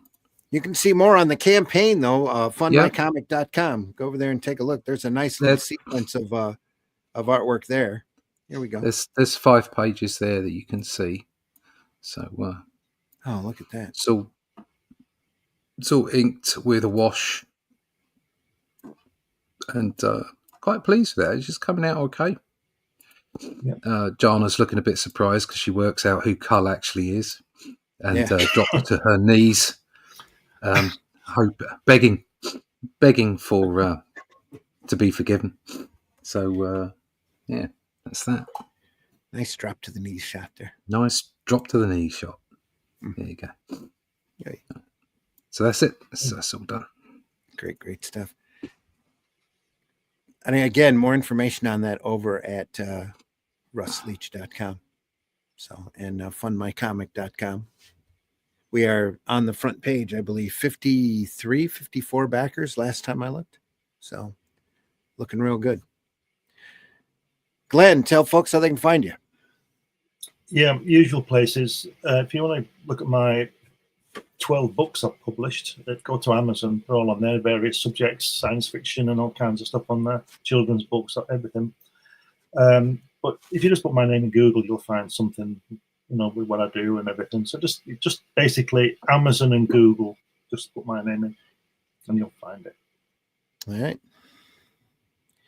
And folks, I've been your host, Randy Zimmerman. You can find my work at Arrow Comics. Look around. If you can check me out on Amazon or Barnes & Noble. Get the copies of The Atlantean or Shadow Kingdom.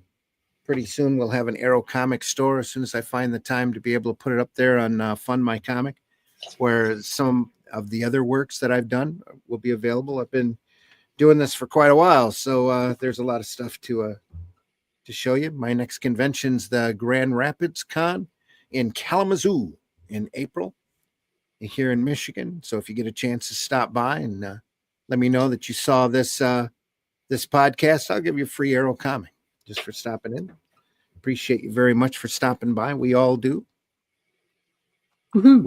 We do this because we love looking at this material. It inspires us. It's definitely the majority of the work we see is just awe-inspiring for us. We love sequential artwork in all of its forms and all of its genres, and we've been doing this for a couple years now. We are archived over at Russ's Comic Book Black Belt YouTube channel, my Randy Zim YouTube channel, but also over at the Indie Comics Network YouTube channel that has a very extensive archive, as well as a lot of other programming. You get in there and nose around a little bit. There's a lot of stuff to watch, a lot of things to look at. We've covered a lot of material over the last few years, And we're really proud of the body of work that we've gathered. And we know the majority of our viewers, because who, especially on this side of the world, gets up at 5 a.m. to sit there and Fools.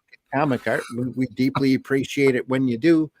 But a lot of our viewers are after the fact, and we deeply appreciate you guys as well. Please, please, please hit that like button. Any kind of comment that you leave us just goes to help our algorithms and to convince YouTube to spread us around, to recommend us to others. If you like this program, please tell others. If you like comics, please tell folks that you like comics. There's so much antisocial talk and infighting in this industry that it's sad, that it's literally hurting the art form. And we need to go around and remind folks of the comics that we read or that we've loved or that we've enjoyed, that are great escapist entertainment. And goodness knows we all need a little bit more of that in this world right now, especially when all of the entertainment out there sucks. Before you wrap up, Randy, can I just show you something quick? Yeah, absolutely can. This is, again, I just want to show you this. This is from 1969, this Black Diamond comic. I'm really, really proud of it. I'm 14. Look at that letter in there. There we go. Yeah, well, Look at that, Glenn King Fleming. Now, it says proudly produced by Rich Ray Ellison, writer and delinator. That was obviously before we knew what delinator meant, but because Ray wrote it. Glenn King Fleming, look at that. Look at that. The artist embellished it. Look at that. Isn't that lettering pretty good for a 14-year-old? Yeah, not bad at all, mate. Yeah. But look at the water damage. See the water damage? It's on the other side. Oh wow, yeah, heck yeah. A little bit of bleeding work. I'm really pleased about that lettering. 14 years old. It's not bad, is it? There you go. No, not bad at all. As long as it's readable, that's the big It's not key, improved much, but it's okay. Christopher, I think that's Cirillo. If I massacred your last name, I apologize. Great topic, great show, guys. Yeah, thanks for watching. Thanks so much for stopping by, and I would deeply appreciate you being here. Sorry, I've got to interrupt you and show you that. Look at that. Look at that letter in there.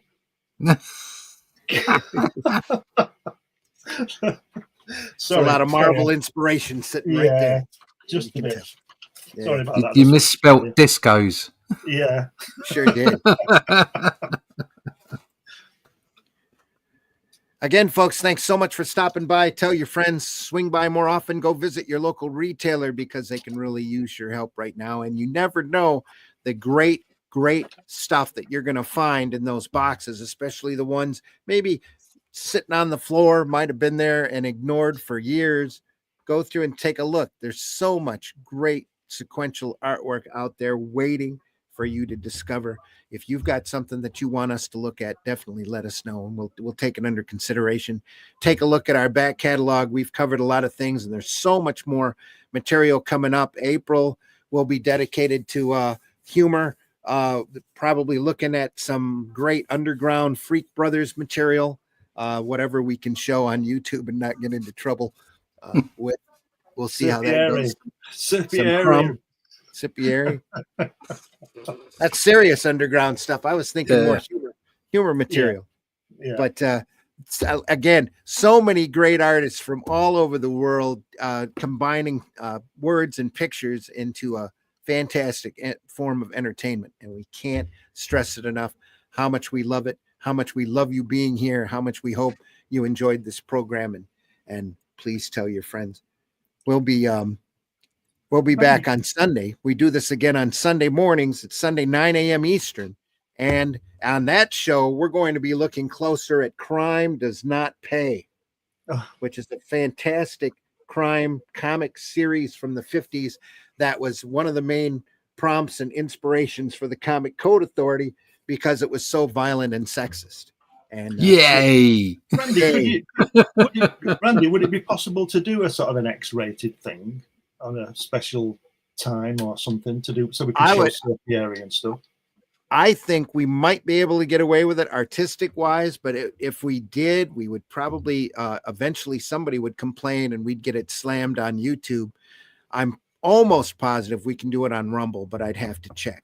and post it up over there, which I really wouldn't mind doing because there's so much really good old hardcore underground material. I would love to show up.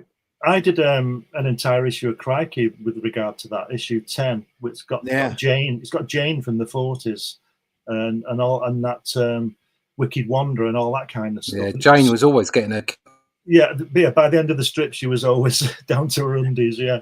It's like Wicked Wanda and exactly, yeah. But Wicked Wonder was hand-painted by Ron Embleton, who did Stingray Table 20. Yeah.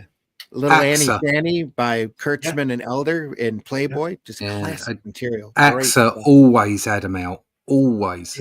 But every opportunity. So much great material out there. But what a wonderful artist. I mean, just the art was just so superb. Yeah. I mean, I'd love to show off Ed the Happy Clown and see, because it's so bizarre and so funny and so good, and so few people even know it exists anymore. That was in a Canadian black and white comic called Yummy Fur back in the great late 80s. What a great strip, though. I'd enjoy a Charles Burns day someday, but not sure if that would be too much for YouTube. Probably would be. You never know. Omaha the Cat Dancer by Reed Waller, too. Funny Animals soap opera involving strippers. It's very amazing work. That thing that Kirby did as well. Yeah. I got a copy of Spirit World and In the Mob that we should look at. Yeah. Absolutely. Great stuff. Folks, so much great things. Thanks again for stopping by. We do this every Friday morning at 5 a.m. for Comics by Night, every Sunday morning, and these are Eastern Standard Times, 5 a.m., so adjust your clocks accordingly. Sunday Funnies at 9 a.m. Eastern Time, where we look at some of the more unusual things. Like I said, Crime Does Not Pay is coming up again. This will be our third look at Crime Does Not Pay. And just some phenomenal, crazy, violent material there. Hope to see you then. Go look at our archives. Go visit your local retailers. Go visit Fund My Comic and look at our works. Hatch Annotated, the Atlantean campaign is raging over there. And we hope that you get a chance to read that and are entertained as well, because we love doing this stuff. This is why we're here. This is our passion. So, and again, tell your friends, we can't have enough watchers on this, and we're gaining more all the time. We're real excited about the climb we've seen in numbers, and especially in the after the fact numbers are going real well, and we're really happy that folks are out there finding us. So in the meantime, folks, have a great weekend. Take care of yourself, take care of each other, take care of your family, take care of your health. I'm still hacking and coughing and getting over a bad infection, but it is going away. So viral infection. So not that kind of infection, Russ. I knew what you were thinking. Anyway. Folks, thanks again for stopping by. We'll see you on the next one. See ya. Take care. It means you're a catcher, not a pitcher. Wait a minute. That wasn't what I wanted to run. What are we going to talk about? Let's talk about buttered sausage. It's not talking How many about shows have you done, Randy? So many. I just play over here at the end of the show. Take care, everyone. See you soon. Yeah, soon. Do widzenia. Ship my pants. Right here? Ship my pants, you're kidding. You can ship your pants right here. You hear that? I can ship my pants for free. Wow, I just may ship my pants. Yeah, ship your pants. Billy, you can ship your pants too. I can't wait to ship my pants, Dad. I just shipped my pants, and it's very convenient. Very convenient. I just shipped my drawers. I just shipped my nightie. I just shipped my bed. If you can't find what you're looking for in store, we'll find it at Kmart.com right now and ship it to you for free. In the time before Atlantis sank, when the lands of this world were savage and untamed, one man would claim his destiny, seizing his place as a king.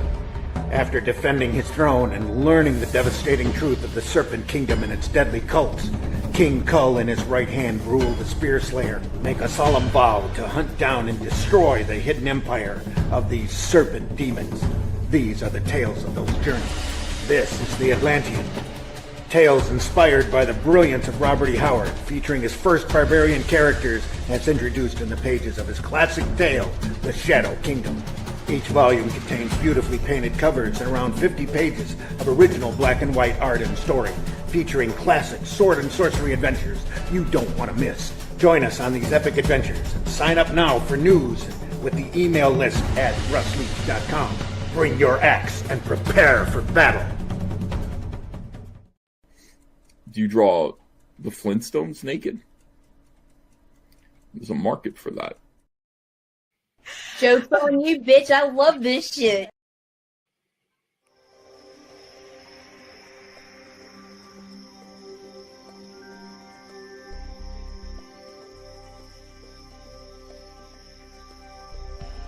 What was that? This is not a charade. We need total concentration. Now, once again, this time, with theory. Some men just want to watch the world burn. Can't nobody tell me nothing. How dare you? Get off my lawn.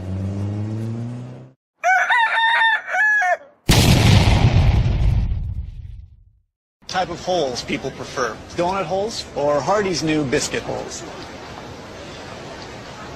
B-hole. Yeah. The B-hole has it over the A-hole for sure. Why? What do you like about it? The A-hole seems kind of small. It's great. I just don't like the A-holes. B-holes are tasty and flavorful. The A-hole is nasty. A-hole tastes funny. I guess I'm just kind of a B-hole kind of guy. Introducing biscuit holes with icing. The best kind of holes money can buy. New at Hardee's. Absolutely.